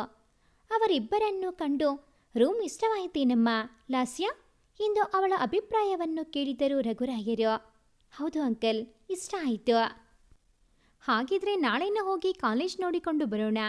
ಅದು ಇಷ್ಟ ಆದರೆ ಪ್ರವೇಶ ಪ್ರಕ್ರಿಯೆಗಳನ್ನೆಲ್ಲ ಮುಗಿಸಿಕೊಂಡೇ ಬಂದು ಬಿಡೋಣ. ರಘುರಾಯರ ಮಾತಿಗೆ ಎಲ್ಲರೂ ಸಮ್ಮತಿ ಸೂಚಿಸಿದರು. ಮರುದಿನ ಎಂದುಕೊಂಡಂತೆ ಲಾಸ್ಯ, ವಿಶ್ವನಾಥ್ ಹಾಗೂ ರಘುರಾಯರು ಕಾಲೇಜ್ ನೋಡಲು ಹೊರಟರು. ವಿಸ್ತಾರವಾದ ಜಾಗ, ಸುತ್ತಲೂ ಹಸಿರು ಗಿಡಗಳು, ಮಧ್ಯದಲ್ಲಿ ನಿಂತ ದೊಡ್ಡ ಕಟ್ಟಡ. ಪ್ರವೇಶ ಪಡೆಯಲು ಬಂದಿದ್ದ ಹಲವಾರು ತರುಣ ತರುಣಿಯರಿಂದ ವಾತಾವರಣಕ್ಕೆ ಹರಿಯ ಬಂದಂತಿತ್ತು. ಲಾಸ್ಯಾಳ ಮನಸ್ಸು ಹುರುಪಿನಿಂದ ಭವಿಷ್ಯದ ಕನಸು ಕಾಣುತ್ತಿತ್ತು. ಕಾಲೇಜ್ ಆವರಣ, ಅಲ್ಲಿನ ಶಿಕ್ಷಣದ ಗುಣಮಟ್ಟ, ಬೋಧಿಸುವ ರೀತಿ ಎಲ್ಲವೂ ಇಷ್ಟವಾದ ಕಾರಣ ಅಂದೇ ಪ್ರವೇಶ ಪ್ರಕ್ರಿಯೆಗಳನ್ನು ಮುಗಿಸಿ ಮುಂದಿನ ಸಿದ್ಧತೆಗಳ ವಿವರಣೆಗಳನ್ನು ಕಲೆ ಹಾಕಿಕೊಂಡು ಬಂದ ಕೆಲಸ ಯಶಸ್ವಿಯಾಗಿ ಈಡೇರಿದ ಹಿಗ್ಗಿನಲ್ಲಿ ಮೂವರು ನಗುಮೊಗದೊಂದಿಗೆ ಗೂಡಿಗೆ ಮರಳಿದರು. ಕಾಲೇಜ್ ಆರಂಭವಾಗಲು ಇನ್ನೂ 15 ದಿನಗಳ ಸಮಯವಿತ್ತಾದ್ದರಿಂದ ಲಾಸ್ಯ ಚಿಕ್ಕಪ್ಪನೊಂದಿಗೆ ಅವಳ ಊರಿಗೆ ಹೊರಟು ನಿಂತಳು. ಕವಿತಾರ ಕೊಂಕು ನಡವಳಿಕೆಯ ಅಳುಕು ಮನದಲ್ಲಿದ್ದರೂ ಲಾಸ್ಯಾಳನ್ನು ತಮ್ಮೂರಿಗೆ ಕರೆದುಕೊಂಡು ಹೊರಟರು ವಿಶ್ವನಾಥ್. ಸರಿಸುಮಾರು 2 ವರ್ಷಗಳ ನಂತರ ತನ್ನ ಹುಟ್ಟೂರಿಗೆ ಮರಳುತ್ತಿದ್ದಳು ಲಾಸ್ಯ. ಊರಿನ ಸರಹದ್ದಿನೊಳಗೆ ಬಸ್ ಪ್ರವೇಶಿಸುತ್ತಿದ್ದಂತೆ ಮನದಲ್ಲಿ ಮಿಶ್ರ ಭಾವನೆಗಳ ತರಂಗಗಳಿದ್ದವು.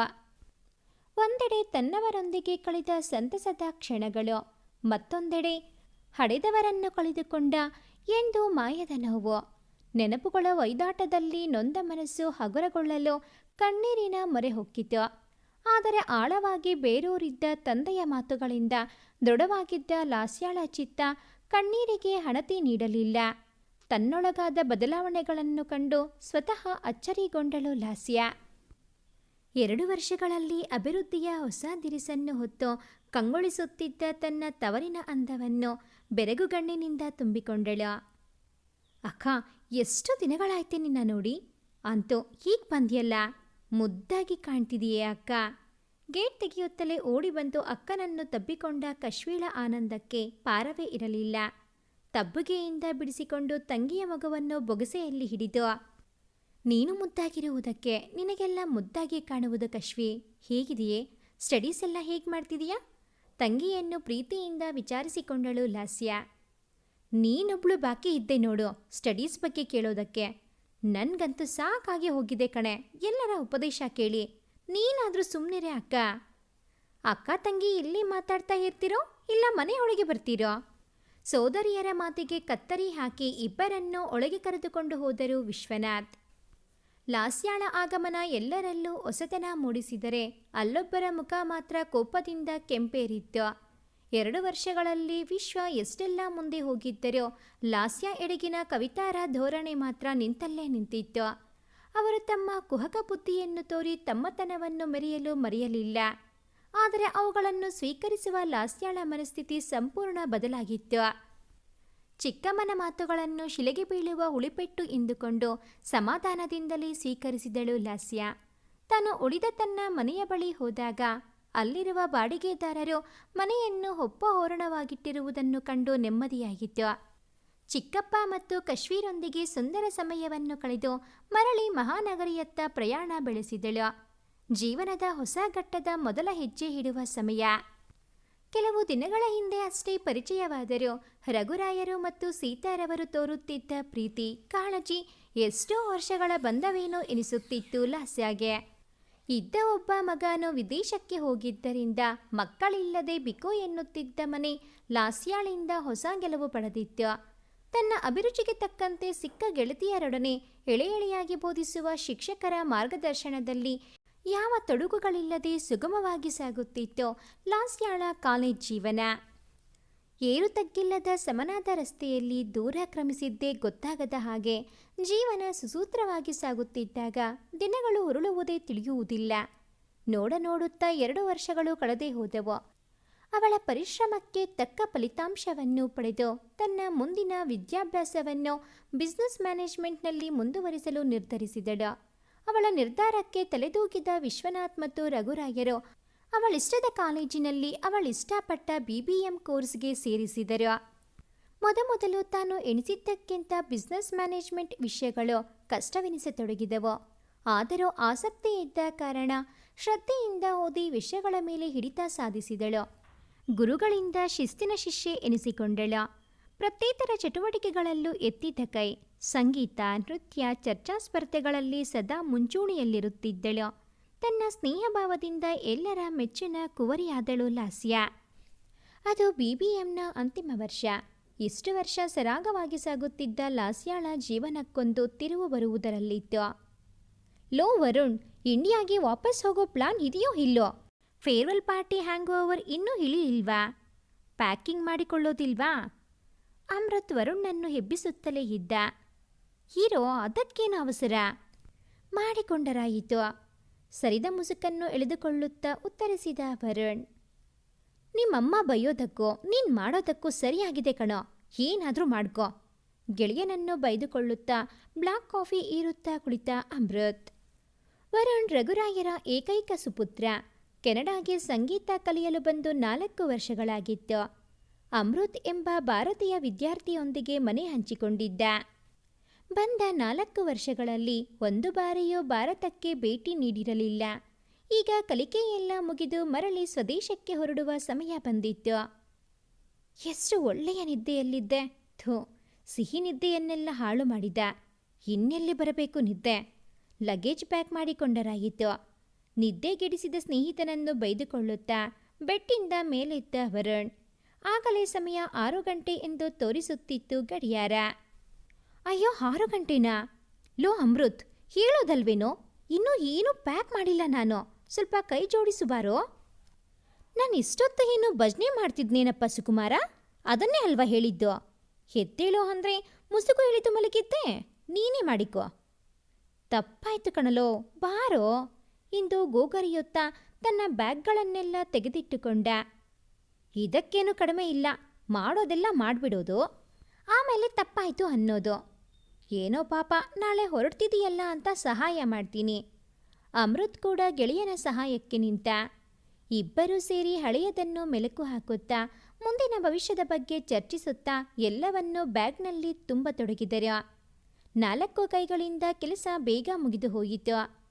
ಲೋ ವರುಣ್, ಆಂಟಿ ಅಂಕಲ್ಗೆ ಫೋನ್ ಮಾಡಿ ಹೇಳು ಬರ್ತಾ ಇದ್ದೀನಿ ಅಂತ. ಇಲ್ಲ ಕಣೋ, ಅವರಿಬ್ಬರಿಗೂ ಸರ್ಪ್ರೈಸ್ ಕೊಡೋಣ ಅಂದ್ಕೊಂಡಿದ್ದೀನಿ. ಯಾವಾಗೂ ಬೈತಿದ್ರಲ್ಲ ಬರೋದೇ ಇಲ್ಲ ಅಂತ.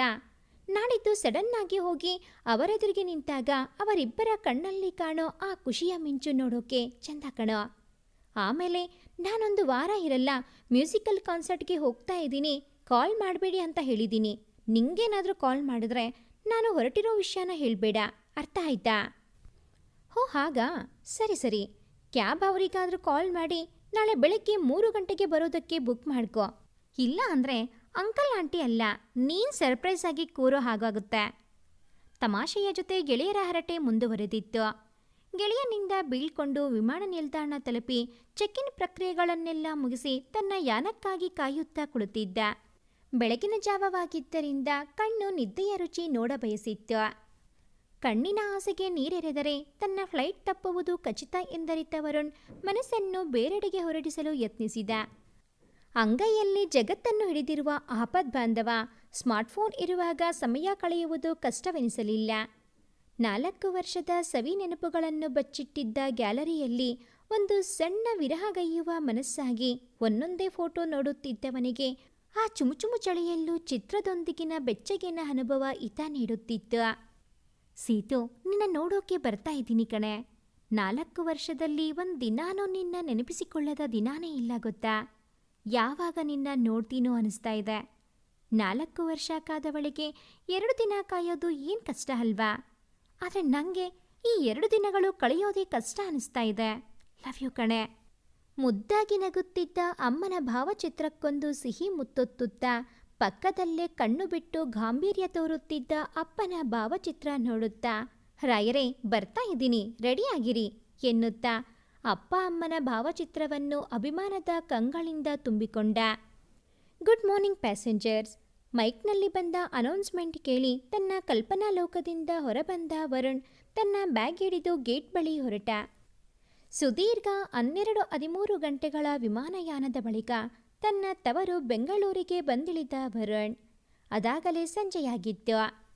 ತನ್ನ ಲಗೇಜ್ ಸಂಗ್ರಹಿಸಿಕೊಂಡು ವಿಮಾನ ನಿಲ್ದಾಣದಿಂದ ಹೊರಬಂದವನು ಕ್ಯಾಬ್ ಒಂದನ್ನು ಹಿಡಿದು ಮನೆ ವಿಳಾಸ ಕೊಟ್ಟು ನಿದ್ದೆ ಹೋದ. ಸರ್, ನೀವು ತಿಳಿಸಿದ ವಿಳಾಸಕ್ಕೆ ನಾವು ತಲುಪಿಯಾಯಿತು, ಹೇಳ್ತೀರಾ? ಕರೆದರೂ ಹೇಳದಿದ್ದಾಗ ಭುಜ ತಟ್ಟಿ ಎಬ್ಬಿಸಿದ ಡ್ರೈವರ್ನ ಕೂಗಿಗೆ ಎದ್ದ ವರುಣ್. ಹೋ, ಮನೆ ಬಂತ, ಥ್ಯಾಂಕ್ ಯು ಸರ್ ಎನ್ನುತ್ತಾ ದುಡ್ಡು ಕೊಟ್ಟು ತನ್ನ ಲಗೇಜ್ ಎಲ್ಲ ಕೆಳಗಿಳಿಸಿಕೊಂಡ. ರಾತ್ರಿಯ ಸುಮಾರು 8 ಗಂಟೆಯ ಸಮಯ. ಕಾರ್ ಸೌಂಡ್ ಆಗುತ್ತಲೇ ಪೋರ್ಟಿಕೋ ಲೈಟ್ ಬೆಳಗಿ ಬಾಗಿಲು ತೆರೆದು ಹೊರಗೆ ಬರಬೇಕಿತ್ತಲ್ಲ ನನ್ನ ಸೀತು, ಯಾಕೆ ಇನ್ನೂ ಲೈಟ್ ಕೂಡ ಹಾಕಿಲ್ಲ ಎಂದುಕೊಳ್ಳುತ್ತಾ ಮನೆಯ ಗೇಟ್ ತೆಗೆದು ಒಳನಡೆದ. ಲಗೇಜ್ ಎಲ್ಲ ಒಂದು ಕಡೆ ಇಟ್ಟು ಮನೆ ಸುತ್ತಮುತ್ತ ಕಣ್ಣಾಡಿಸುತ್ತಾ ಅಮ್ಮನ ಸುಳಿವನ್ನು ಹುಡುಕುತ್ತಾ ಓಡಾಡುತ್ತಿದ್ದ ವರುಣ್. ಆಂಟಿ, 2 ದಿನಗಳಲ್ಲಿ ನಮ್ಮ ಕಾಲೇಜಿನಲ್ಲಿ ಸಾಂಸ್ಕೃತಿಕ ಕಾರ್ಯಕ್ರಮಗಳಿವೆ. ಅದರ ತಯಾರಿಯ ಉಸ್ತುವಾರಿಯನ್ನು ನಾನೇ ವಹಿಸಿಕೊಂಡಿದ್ದೀನಿ. ಹಾಗಾಗಿ ಇವತ್ತು ಸಂಜೆ ನಾನು ಬರುವುದು ತಡವಾಗಬಹುದು. ಕಾಲೇಜಿಗೆ ಹೊರಡುವ ಮುನ್ನ ಸೀತಾರವರೊಂದಿಗೆ ತನ್ನ ಅಂದಿನ ದಿನಚರಿಯನ್ನು ಹೇಳಿದಳು. ಹೌದೇನಮ್ಮ, ಒಳ್ಳೆಯದು. ಅಂದ ಹಾಗೆ ನಾನು ನಿನ್ನ ಆಂಟಿನೂ ಇವತ್ತು ಸಂಜೆ ನನ್ನ ಸ್ನೇಹಿತನ ಮೊಮ್ಮಗಳ ಹುಟ್ಟು ಹಬ್ಬದ ಆಚರಣೆಗೆ ಹೋಗ್ತಾ ಇದ್ದೀವಮ್ಮ. ನಾವು ಬರೋದು ತಡ ಆದರೂ ಆಗಬಹುದು. ಹಿಂದಿನಿಂದ ಬಂದ ರಘುರಾಯರು ಲಾಸ್ಯಾಳನ್ನು ಉದ್ದೇಶಿಸಿ ಹೇಳಿದರು. ಸರಿ ಅಂಕಲ್, ನೀವು ಆರಾಮಾಗಿ ಬನ್ನಿ, ನಾನಿನ್ನೂ ಹೊರಡ್ತೀನಿ ಎನ್ನುತ್ತಾ ಇಬ್ಬರಿಗೂ ಬಾಯಿ ಹೇಳಿ ತನ್ನ ಕಾಲೇಜಿನತ್ತ ಹೊರಟಳು. ಕಾರ್ಯಕ್ರಮಕ್ಕೆ ಬೇಕಾದ ತಯಾರಿಗಳನ್ನೆಲ್ಲ ಒಂದು ಹಂತದವರೆಗೆ ಮುಗಿಸಿ ಮನೆಯ ದಾರಿ ತುಳಿದಳು ಲಾಸ್ಯ. ಪೋರ್ಟಿಕೋದ ಲೈಟ್ ಹಾಕಿಲ್ಲದಿದ್ದದ್ದನ್ನು ನೋಡಿ ಅಂಕಲ್ ಆಂಟಿ ಇನ್ನೂ ಬಂದಿಲ್ಲ ಅನಿಸುತ್ತೆ ಎಂದುಕೊಳ್ಳುತ್ತಾ ಮನೆಯ ಹತ್ತಿರ ಬಂದಾಗ ಗೇಟ್ ತೆಗೆದೇ ಇರುವುದನ್ನು ನೋಡಿ, ಗೇಟ್ ತೆಗೆದೇ ಇದೆಯಲ್ಲ, ಯಾರು ಬಂದಿರಬಹುದು ಎಂದು ಸುತ್ತಲೂ ಕಣ್ಣು ಹಾಯಿಸಿದಾಗ ಸ್ಟ್ರೀಟ್ ಲೈಟ್ನ ಮಂದ ಬೆಳಕಿನಲ್ಲಿ ಕಪ್ಪು ಬಣ್ಣದ ಹುಡ್ಡಿ ಇರುವ ಜಾಕೆಟ್ ಧರಿಸಿದ್ದ ಒಬ್ಬ ಪುರುಷ ಓಡಾಡುತ್ತಿರುವುದು ಕಂಡಿತು. ಜೀವವೇ ಬಾಯಿಗೆ ಬಂದಂತಾಯಿತು ಅವಳಿಗೆ. ಮನೆಯಲ್ಲಿ ಯಾರೂ ಇಲ್ಲದ್ದನ್ನು ಅರಿತವರು ಯಾರೋ ಕದಿಯಲು ಹೊಂಚು ಹಾಕುತ್ತಿರಬಹುದು ಎಂದುಕೊಂಡ ಲಾಸ್ಯ ಸದ್ದು ಮಾಡದೆ ಮೆಲ್ಲನೆ ಅಕ್ಕಪಕ್ಕದ ಮನೆಯವರನ್ನೆಲ್ಲ ಕರೆದುಕೊಂಡು ಬಂದಳು. ಅವಳ ಗಾಬರಿ ಕಂಡು ಬಂದ ಜನರು ಹಿಂದಿನಿಂದ ಆ ಪುರುಷನನ್ನು ಹಿಡಿದು, ನಮ್ಮ ಏರಿಯಾದಲ್ಲೇ ಕಳ್ತನ ಮಾಡಲು ಬಂದಿದ್ದೀಯೇನೋ, ತಗೋ ನಾವೇ ಕೊಡ್ತೀವಿ ಕಜ್ಜಾಯ ಎಂದು ಧರ್ಮದೇಟು ಹಾಕಲಾರಂಭಿಸಿದರು. ಅಯ್ಯೋ, ನಾನು ಕಳ್ಳ ಅಲ್ಲ, ಬಿಡಿ ನನ್ನ, ಕೂಗುತ್ತಿದ್ದ ವರುಣ್ನ ಕೂಗು ಕಿವಿಗೆ ಬಿದ್ದರೂ ಯಾರೂ ನಂಬಲಿಲ್ಲ. ಆಟೋದಲ್ಲಿ ಬಂದು ಇಳಿದ ರಾಯರ ದಂಪತಿಗಳು ಮನೆ ಎದುರಿಗೆ ಸೇರಿದ ಜನರನ್ನು ಕಂಡು ಗಾಬರಿಯಾಗಿ ಒಳಗೂಡಿ ಬಂದರು. ಅವರನ್ನು ಕಂಡ ಲಾಸ್ಯಾಗೆ ಓದ ಜೀವ ಬಂದಂತಾಯಿತು. ಅಂಕಲ್ ಆಂಟಿ, ನಮ್ಮನೆಗೆ ಯಾರೋ ಕಳ್ಳ ಬಂದಿದ್ದಾನೆ ಎಂದು ಗಾಬರಿಯಿಂದ ನುಡಿದಳು. ನಮ್ಮನೆಗೆ ಕಳ್ತನ ಮಾಡೋಕೆ ಬಂದ್ಯಾ ಎನ್ನುತ್ತಾ ರಾಯರು ಒಂದೇಟು ಹಾಕಿದರು. ತನ್ನನ್ನು ತಾನು ಕಾಪಾಡಿಕೊಳ್ಳಲು ಮುಖ ಮುಚ್ಚಿಕೊಂಡ ವರುಣ್ಗೆ ಅಪ್ಪನ ಧ್ವನಿ ಕೇಳುತ್ತಲೇ, ಅಪ್ಪ ನಾನು ವರುಣ್ ಎಂದು ಹುಟ್ಟೊಳಗೆ ಅಡಗಿದ್ದ ತನ್ನ ಮುಖದರ್ಶನ ಮಾಡಿಸಿದ. ನೀನಾ? ಅಯ್ಯೋ ನನ್ನ ಕಂದ, ಅನ್ಯಾಯವಾಗಿ ಏಟು ತಿಂದೆಯಲ್ಲೋ ಎನ್ನುತ್ತಾ ಮಗನನ್ನು ವಹಿಸಿಕೊಂಡು ಬಂದರು ಸೀತಾರವರು. ವರುಣನ್ನು ನೋಡುತ್ತಲೇ ಸುತ್ತುವರಿದ ಜನ, ಅಯ್ಯೋ ನೀನೇನಪ್ಪ, ಕಳ್ಳ ಎಂದುಕೊಂಡು ಹೊಡೆದು ಬಿಟ್ವಲ್ಲ. ನೀನ್ ಬೇರೆ ಮುಖ ಮುಚ್ಚಿಕೊಂಡಿದ್ದೆ, ಈ ಮಂದವಾದ ಬೆಳಕಲ್ಲಿ ನಮಗೂ ಗೊತ್ತಾಗಲಿಲ್ಲ, ಕ್ಷಮಿಸಿಬಿಡಪ್ಪ. ಗೊತ್ತಿಲ್ಲದೆ ತಮ್ಮಿಂದಾದ ತಪ್ಪಿಗೆ ಕ್ಷಮೆ ಯಾಚಿಸಿದರು.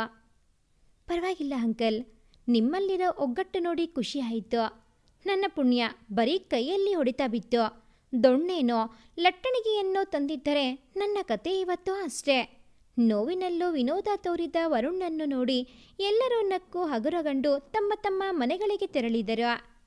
ಮಗನನ್ನು ಸೋಫಾದ ಮೇಲೆ ಕೂರಿಸಿ, ಇದೆಲ್ಲ ಹೀಗಾಯಿತು ಎಂದು ತಲೆ ಸವರುತ್ತಾ ಸೀತಾರವರು ಕೇಳಿದರು. ನಿಮಗೆಲ್ಲ ಸರ್ಪ್ರೈಸ್ ಕೊಡಬೇಕು ಅಂತ ನಿಮಗ್ಯಾರಿಗೂ ಹೇಳದೆ ಬಂದೆನಮ್ಮ. ಇಲ್ಲಿ ನೋಡಿದ್ರೆ ಯಾರೂ ಇರಲಿಲ್ಲ, ಅದಕ್ಕೆ ಮನೆ ಸುತ್ತ ಓಡಾಡಿ ರೂಮ್ ಒಳಗೆ ಬೆಳಕು ಕಾಣುತ್ತಾ ಅಂತ ನೋಡ್ತಾ ಇದ್ದೆ. ಅಷ್ಟರಲ್ಲಿ ಜನರೆಲ್ಲ ನನ್ನನ್ನು ಹಿಂದಿನಿಂದ ಹಿಡಿದು ಇಷ್ಟೆಲ್ಲ ಅವಾಂತರ ಆಯಿತು ಎಂದ ವರುಣ್. ಇದೆಲ್ಲ ಆಗಿದ್ದು ನನ್ನಿಂದ ಆಂಟಿ. ನಾನು ಬಂದಾಗ ಇವರು ಅಲ್ಲಿ ಇಲ್ಲಿ ಓಡಾಡುವುದನ್ನು ನೋಡಿ ಕಳ್ಳ ಎಂದುಕೊಂಡು ಗಾಬರಿಯಲ್ಲಿ ಅಕ್ಕಪಕ್ಕದವರನ್ನೆಲ್ಲ ಸೇರಿಸಿದೆ.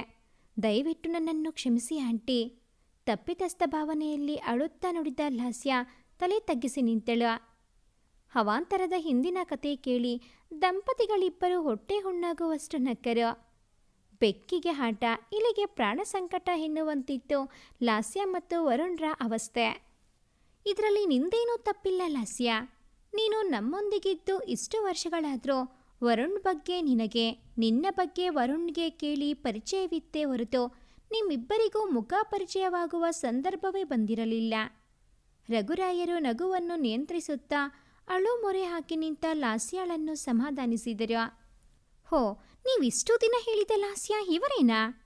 ಆದರೆ ಅಮ್ಮ, ನೀನು ಹೇಳಿದ್ದು ಗೋವಿನಷ್ಟು ಸಾಧು ಸ್ವಭಾವದವಳು ಅಂತ ಅಲ್ವಾ? ಇಲ್ಲಿ ನೋಡಿದ್ರೆ ಇವರು ಗೂಳಿ ಹಾಗೆ ಅಟ್ಯಾಕ್ ಮಾಡಿದ್ರಲ್ಲಮ್ಮ. ಲಾಸ್ಯಾಳ ಮುಖವನ್ನು ನೋಡುತ್ತಾ ಕೇಳಿದ ವರುಣ್. ಹೆಣ್ಮಕ್ಳು ಹಾಗೆ ಇರಬೇಕು ಕಣೋ, ಒಳ್ಳೆಯವರಿಗೆ ಗೋವು, ಕೆಣಕಿದ್ರೆ ಗೂಳಿ. ದೊಡ್ಡದಾಗಿ ಸರ್ಪ್ರೈಸ್ ಕೊಡಲು ಹೇಳ್ದೆ ಕೇಳ್ದೆ ಬಂದೆ. ಹೇಳಿದ್ದಿದ್ದರೆ ನಾವಿಂದು ಹೊರಗಡೆ ಹೋಗುತ್ತಲೇ ಇರಲಿಲ್ಲ, ಇಷ್ಟೆಲ್ಲ ಆಗುತ್ತಲೇ ಇರಲಿಲ್ಲ ಎನ್ನುತ್ತಾ ತರಲೆ ಮಾಡಿದ ಮಗನ ತಲೆಯನ್ನು ಮೊಟಕುತ್ತಾ ಹೇಳಿದರು ಸೀತಾ. ಹೋಗ್ಲಿ ಬಿಡಿ, ಆಗಿದ್ದೋ ಆಗಿ ಹೋಯಿತು. ನಡೀರಿ, ಎಲ್ಲ ಫ್ರೆಶ್ ಆಗಿ ಒಟ್ಟಿಗೆ ಏನಾದರೂ ಹಾಕೋಣ ಎನ್ನುತ್ತಾ ದಂಪತಿಗಳಿಬ್ಬರು ಒಳನಡೆದರು. ದಯವಿಟ್ಟು ನನ್ನನ್ನು ಕ್ಷಮಿಸಿ ಮಿಸ್ಟರ್ ವರುಣ್, ಅದು ನನಗೆ ಗೊತ್ತಾಗದೆ ತಪ್ಪು ಮಾಡಿಬಿಟ್ಟೆ ಎಂದು ಅಳುಕುತ್ತಾ ತಾನು ಮಾಡಿದ ಎಡವಟ್ಟಿಗೆ ಕ್ಷಮೆ ಯಾಚಿಸಿದಳು. ಪರವಾಗಿಲ್ಲ ಬಿಡಿ, ಇದರಲ್ಲಿ ಯಾರದ್ದು ತಪ್ಪು ಅಂತ ಹೇಳಕ್ಕಾಗಲ್ಲ. ನಮ್ಮ ಮನೆ ಬಗ್ಗೆ ನೀವು ಇಟ್ಟಿರೋ ಕಾಳಜಿ ಇಷ್ಟ ಆಯಿತು ಎನ್ನುತ್ತಾ ಕಿರುನಗೆ ಬೀರಿದ. ಸರಿ, ನಾನಿನ್ನು ಹೊರಡ್ತೀನಿ ಎಂದು ಲಾಸ್ಯ ತನ್ನ ರೂಮಿಗೆ ಹೊರಡಲು ತಿರುಗುತ್ತಿದ್ದಾಗ, ಮಿಸ್ ಲಾಸ್ಯ ಎಂದು ಅವಳನ್ನು ಕರೆದು ನಿಲ್ಲಿಸಿದ.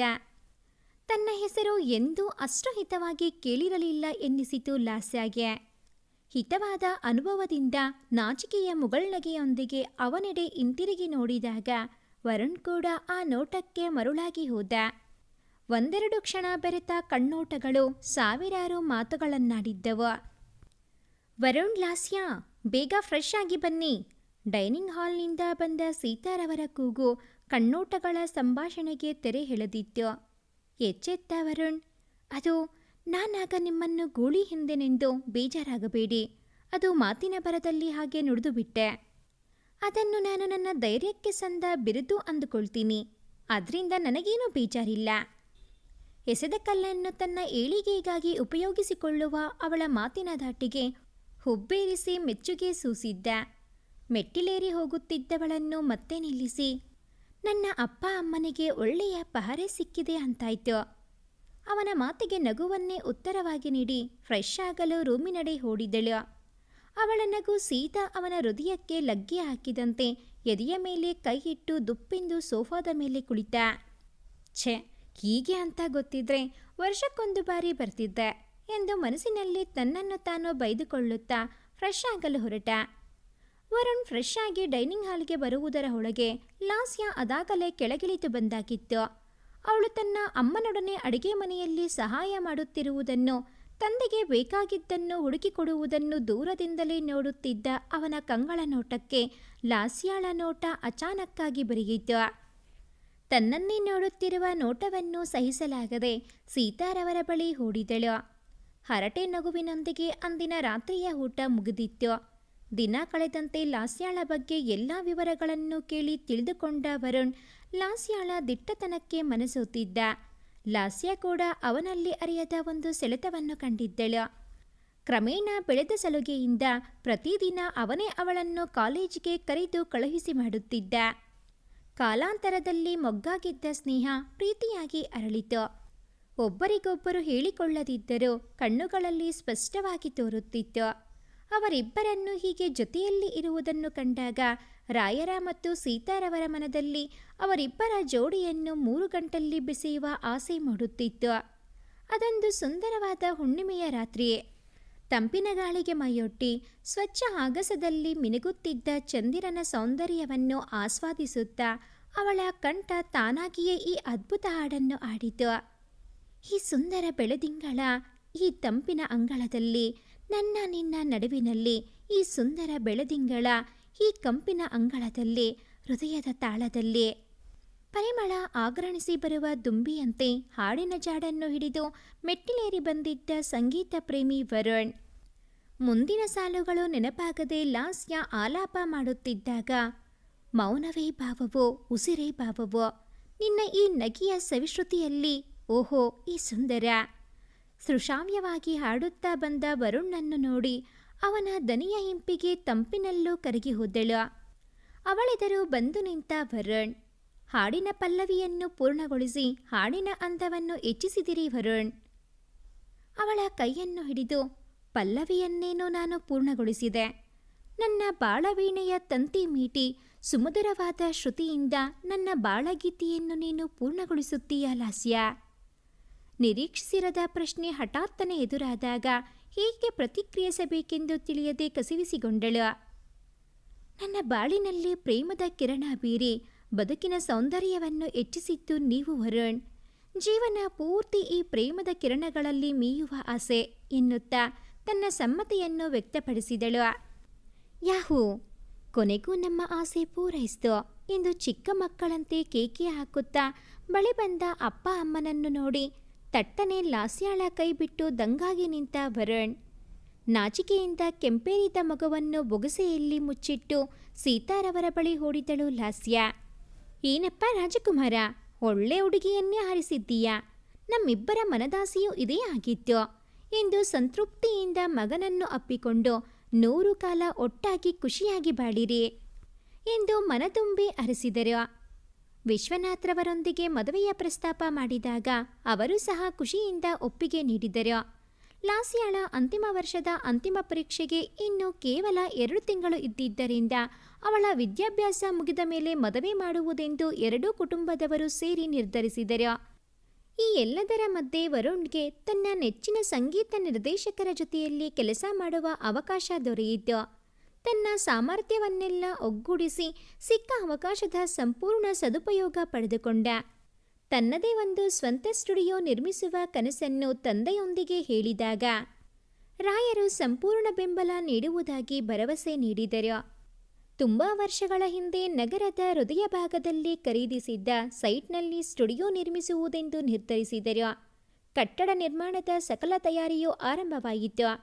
ಅದೊಂದು ದಿನ ವರುಣ್ ಜೊತೆ ಕಾಲೇಜ್ ಮುಗಿಸಿ ಮನೆಗೆ ಮರಳುವಾಗ ಲಾಸ್ಯಾಳ ದೃಷ್ಟಿ ರಸ್ತೆ ಬದಿಯಲ್ಲಿ ಮಾರುತ್ತಿದ್ದ ಮಣ್ಣಿನ ಗೃಹಾಲಂಕಾರದ ವಸ್ತುಗಳ ಮೇಲೆ ಬಿತ್ತು. ವರುಣ್, ಒಂದು ನಿಮಿಷ ಗಾಡಿ ನಿಲ್ಲಿಸಿ. ಅಲ್ಲಿ ನೋಡಿ, ಎಷ್ಟು ಚೆನ್ನಾಗಿದ್ದಾವಲ್ಲ ಆ ವಸ್ತುಗಳು. ಒಂದೆರಡನ್ನು ಖರೀದಿಸೋಣ. ವರುಣ್ ಲಾಸ್ಯ ಇಬ್ಬರು ರಸ್ತೆ ಬದಿಯ ವಸ್ತುಗಳನ್ನು ಖರೀದಿಸುವಾಗ ಅಲ್ಲಿ ಇನ್ನೂ ಒಂದಿಷ್ಟು ಹೆಂಗಸರು ಗಂಡಸರು ಕುಳಿತು ವಿವಿಧ ಕರಕುಶಲ ವಸ್ತುಗಳನ್ನು ತಯಾರಿಸುತ್ತಿದ್ದರು. ಅವರಾಡುತ್ತಿದ್ದ ಮಾತುಗಳಿಂದ ತಮ್ಮ ಕಲೆಗೆ ತಕ್ಕ ಬೆಲೆ ಮಾರ್ಕೆಟ್ ಎರಡೂ ಸಿಗುತ್ತಿಲ್ಲ ಎಂಬುದನ್ನು ತಿಳಿದಳು. ಅಂದೇ ಅವಳ ಮನದಲ್ಲೊಂದು ನಿರ್ಧಾರ ಮೊಳಕೆ ಹೊಡೆಯಿತು. ಲಾಸ್ಯಾಳ ಪರೀಕ್ಷೆಗಳೆಲ್ಲ ಸರಾಗವಾಗಿ ಮುಗಿದವು. ಇತ್ತ ವರುಣ್ ಕೂಡ ತನ್ನ ಕ್ಷೇತ್ರದಲ್ಲಿ ದಿನೇ ದಿನೇ ಪ್ರಸಿದ್ಧಿ ಪಡೆಯಲಾರಂಭಿಸಿದ್ದ. ಅವನ ಕನಸಿನ ಸ್ಟುಡಿಯೋ ನಿರ್ಮಾಣದ ಕೆಲಸವು ತೊಡಕಿಲ್ಲದೆ ಸಾಗಿತ್ತು. ಪರೀಕ್ಷೆ ಮುಗಿದ 1 ತಿಂಗಳಿಗೆ ಒಲಿದು ಬಂದ ಶುಭ ಮುಹೂರ್ತದಲ್ಲಿ ಲಾಸ್ಯ ವರುಣ್ ಸತಿಪತಿಯಾಗಿ ಸಪ್ತಪದಿ ತುಳಿದರು. ವಿಜೃಂಭಣೆಯಿಂದ ಜರುಗಿದ ಮದುವೆಗೆ ಬಂದ ಬಂಧು ಬಾಂಧವರು ವಧೂವರರನ್ನು ಹರಸಿ ಶುಭ ಕಾರ್ಯವನ್ನು ಅಂದಗೊಳಿಸಿದರು. ಅಣ್ಣನ ಮಗಳಿಗೊಂದು ಭದ್ರ ಜೀವನ ಸಿಕ್ಕಿದ್ದನ್ನು ನೋಡಿ ವಿಶ್ವನಾಥ್ ಕೂಡ ನೆಮ್ಮದಿಯ ನಿಟ್ಟುಸಿರು ಬಿಟ್ಟರು. ತಮ್ಮ ಹೆಗಲ ಮೇಲಿದ್ದ ಜವಾಬ್ದಾರಿಯನ್ನು ಯಶಸ್ವಿಯಾಗಿ ನಿಭಾಯಿಸಿದ ಸಮಾಧಾನ ಅವರ ಮನದಲ್ಲಿ ಮನೆ ಮಾಡಿತ್ತು. ಮದುವೆಯ ಶಾಸ್ತ್ರಗಳೆಲ್ಲ ಮುಗಿದು ಬದುಕು ಮತ್ತೆ ಸಹಜ ಸ್ಥಿತಿಗೆ ಬಂದಿತು. ಎಲ್ಲರೂ ಹೀಗೆ ಹರಟುತ್ತಾ ಕುಳಿತಾಗ, ಲಾಸ್ಯ, ನಿನಗೆ ಉದ್ಯೋಗ ಮಾಡುವ ಆಸೆ ಇದ್ದರೆ ಖಂಡಿತ ಮಾಡಬಹುದು. ನಮ್ಮ ಅಭ್ಯಂತರವೇನೂ ಇಲ್ವಮ್ಮ. ರಾಯರು ಸೊಸೆಯ ಮನದಾಸೆಯನ್ನು ಕೇಳಿದರು. ಮಾವ, ನನ್ನದೊಂದು ಆಸೆ ಇದೆ. ನನಗೆ ಬೇರೆ ಕಂಪನಿಗಳಲ್ಲಿ ಕೆಲಸ ಮಾಡಲು ಇಷ್ಟವಿಲ್ಲ. ನಾನೇ ಒಂದು ಸ್ವಂತ ಬಿಸ್ನೆಸ್ ಮಾಡಬೇಕೆಂದು ನಿರ್ಧರಿಸಿದ್ದೇನೆ. ಒಳ್ಳೆಯ ನಿರ್ಧಾರ ಲಾಸ್ಯ. ಏನು ಮಾಡಬೇಕೆಂದು ನಿನ್ನ ಆಸೆ? ಅತ್ತೆಯ ಪ್ರಶ್ನೆಗೆ ಉತ್ತರಿಸುತ್ತಾ, ಅತ್ತೆ, ಅಂದು ನಾವು ಒಂದಿಷ್ಟು ಗೃಹ ಅಲಂಕಾರ ವಸ್ತುಗಳನ್ನು ತಂದಿದ್ದೆವಲ್ಲ, ಆ ಥರದ ವಸ್ತುಗಳಿಗೆ ಒಂದು ಮಳಿಗೆಯನ್ನು ಮಾಡಿ ಆನ್ಲೈನ್ ಮಾರ್ಕೆಟ್ ಸೃಷ್ಟಿಸಬೇಕೆಂದುಕೊಂಡಿದ್ದೇನೆ. ಲಾಸ್ಯಾಳ ಯೋಚನೆ ಎಲ್ಲರಿಗೂ ಹಿಡಿಸಿತು. ಹೇಗೂ ನಮ್ಮ ಸ್ಟುಡಿಯೋ ಕಟ್ಟಡ ನಿರ್ಮಾಣವಾಗುತ್ತಿದೆಯಲ್ಲ, ಒಂದು ಮಹಡಿಯನ್ನು ಮಳಿಗೆಗಾಗಿ ಕಟ್ಟಿಸಿದರಾಯಿತು. ಈ ನಿನ್ನ ಯೋಜನೆಯಿಂದ ಎಲೆಮರೆಯಾಗಿರುವ ಎಷ್ಟೋ ಕಲೆಗಳಿಗೆ ತಮ್ಮ ಕಲೆ ಪ್ರದರ್ಶಿಸುವ ವೇದಿಕೆ ಸಿಕ್ಕ ಹಾಗಾಗುವುದು. ಒಳ್ಳೆಯ ಯೋಚನೆ ಲಾಸ್ಯ. ಪತ್ನಿಯ ಯೋಜನೆಯನ್ನು ಕೊಂಡಾಡಿ ಅವಳ ಕನಸಿಗೆ ನೀರೆರೆದ ವರುಣ್. ಎಣಿಸಿದ್ದಕ್ಕಿಂತ ಸಲೀಸಾಗಿ ಎಲ್ಲವೂ ಸಾಗಿತು. ಸೀತಾ ಸ್ಟುಡಿಯೋಸ್ ಎಂಬ ಹೆಸರಲ್ಲಿ ಸ್ಟುಡಿಯೋ ಆರಂಭವಾಯಿತು. ಪತಿಯ ಸಂಗೀತಕ್ಕೆ ಲಾಸ್ಯಾಳು ದನಿಯಾಗುತ್ತಿದ್ದಳು. ಮಂಜುನಾಥ್ ಕ್ರಾಫ್ಟ್ ಆ್ಯಂಡ್ ಕ್ರಿಯೇಷನ್ಸ್ ಎಂಬ ಹೆಸರಲ್ಲಿ ಲಾಸ್ಯಾಳ ಸ್ವಂತ ಕಂಪನಿ ಎದ್ದು ನಿಂತಿತು. ಹಲವರಿಗೆ ಉದ್ಯೋಗ ನೀಡಿ ಬದುಕುವ ಆಧಾರ ಕಲ್ಪಿಸಿದಳು ಲಾಸ್ಯ. ಮದುವೆಯ ನಂತರ ತವರಿಗೆ ಹೋಗಿ ತಾನು ಹುಟ್ಟಿ ಬೆಳೆದ ಮನೆಯನ್ನು ವರುಣ್ಗೆ ತೋರಿಸುವ ಬಯಕೆಯಾಯಿತು ಲಾಸ್ಯಾಗೆ. ಅವಳ ಇಚ್ಛೆಯಂತೆ ಕುಟುಂಬ ಸಮೇತರಾಗಿ ಎಲ್ಲರೂ ಊರಿಗೆ ಹೊರಟರು. ವಿಶ್ವನಾಥ್ ಕಶ್ಮೀರಿಗಂತೂ ಹೇಳತೀರದ ಸಂಭ್ರಮ. ಮನಸ್ಸಿಲ್ಲದಿದ್ದರೂ ಲಾಸ್ಯಾಳ ಮನೆಯವರೆಲ್ಲ ಬರುತ್ತಿದ್ದರಿಂದ ಕವಿತಾ ಕೂಡ ಮನೆಯ ಶುಚಿ ಅಲಂಕಾರಗಳಲ್ಲಿ ಆಸಕ್ತಿ ವಹಿಸಿದರು. ಕಾರ್ ಮನೆ ಅಂಗಳದಲ್ಲಿ ಬಂದಿಳಿಯುತ್ತಿದ್ದಂತೆ ಮೊದಲ ಬಾರಿಗೆ ಕುಟುಂಬದೊಂದಿಗೆ ಬಂದ ಮಗಳನ್ನು ಅವಳ ಕುಟುಂಬದವರನ್ನು ಆದರದಿಂದ ಸ್ವಾಗತಿಸಿದರು. ಮನೆ ತುಂಬ ನಗು, ಹರಟೆ, ಸಂಭ್ರಮ ಮನೆ ಮಾಡಿತ್ತು. ಆತಿಥ್ಯವನ್ನು ಸ್ವೀಕರಿಸಿದ ನಂತರ ಲಾಸ್ಯ ತಾನು ಹುಟ್ಟಿ ಬೆಳೆದ ಮನೆಯನ್ನು ತೋರಿಸಲು ಎಲ್ಲರನ್ನೂ ಕರೆದೊಯ್ದಳು. ಮನೆಯನ್ನೆಲ್ಲ ವೀಕ್ಷಿಸಿ ಮನೆಗೆ ಹಿಂದಿರುಗುವಾಗ ಕಶ್ವೀಳನ್ನು ಕರೆದು, ಕಶ್ವಿ, ಚಿಕ್ಕಪ್ಪ ನಮ್ಮೆಲ್ಲರ ಎದುರಿಗೆ ನಗುತ್ತಿದ್ದರು. ಅವರ ಮನದಲ್ಲೇನೋ ಒಂದು ಕರುಗು ಕಾಡುತ್ತಿದೆ ಎಂದೆನಿಸುತ್ತಿದೆ. ನಿಜ ಹೇಳು, ಏನಾದರೂ ಸಮಸ್ಯೆನಾ?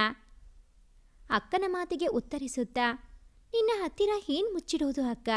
ಹೌದು, ಅಪ್ಪ ಈ ನಡುವೆ ಏನೋ ಚಿಂತೆ ಮಾಡ್ತಾ ಇರ್ತಾರೆ.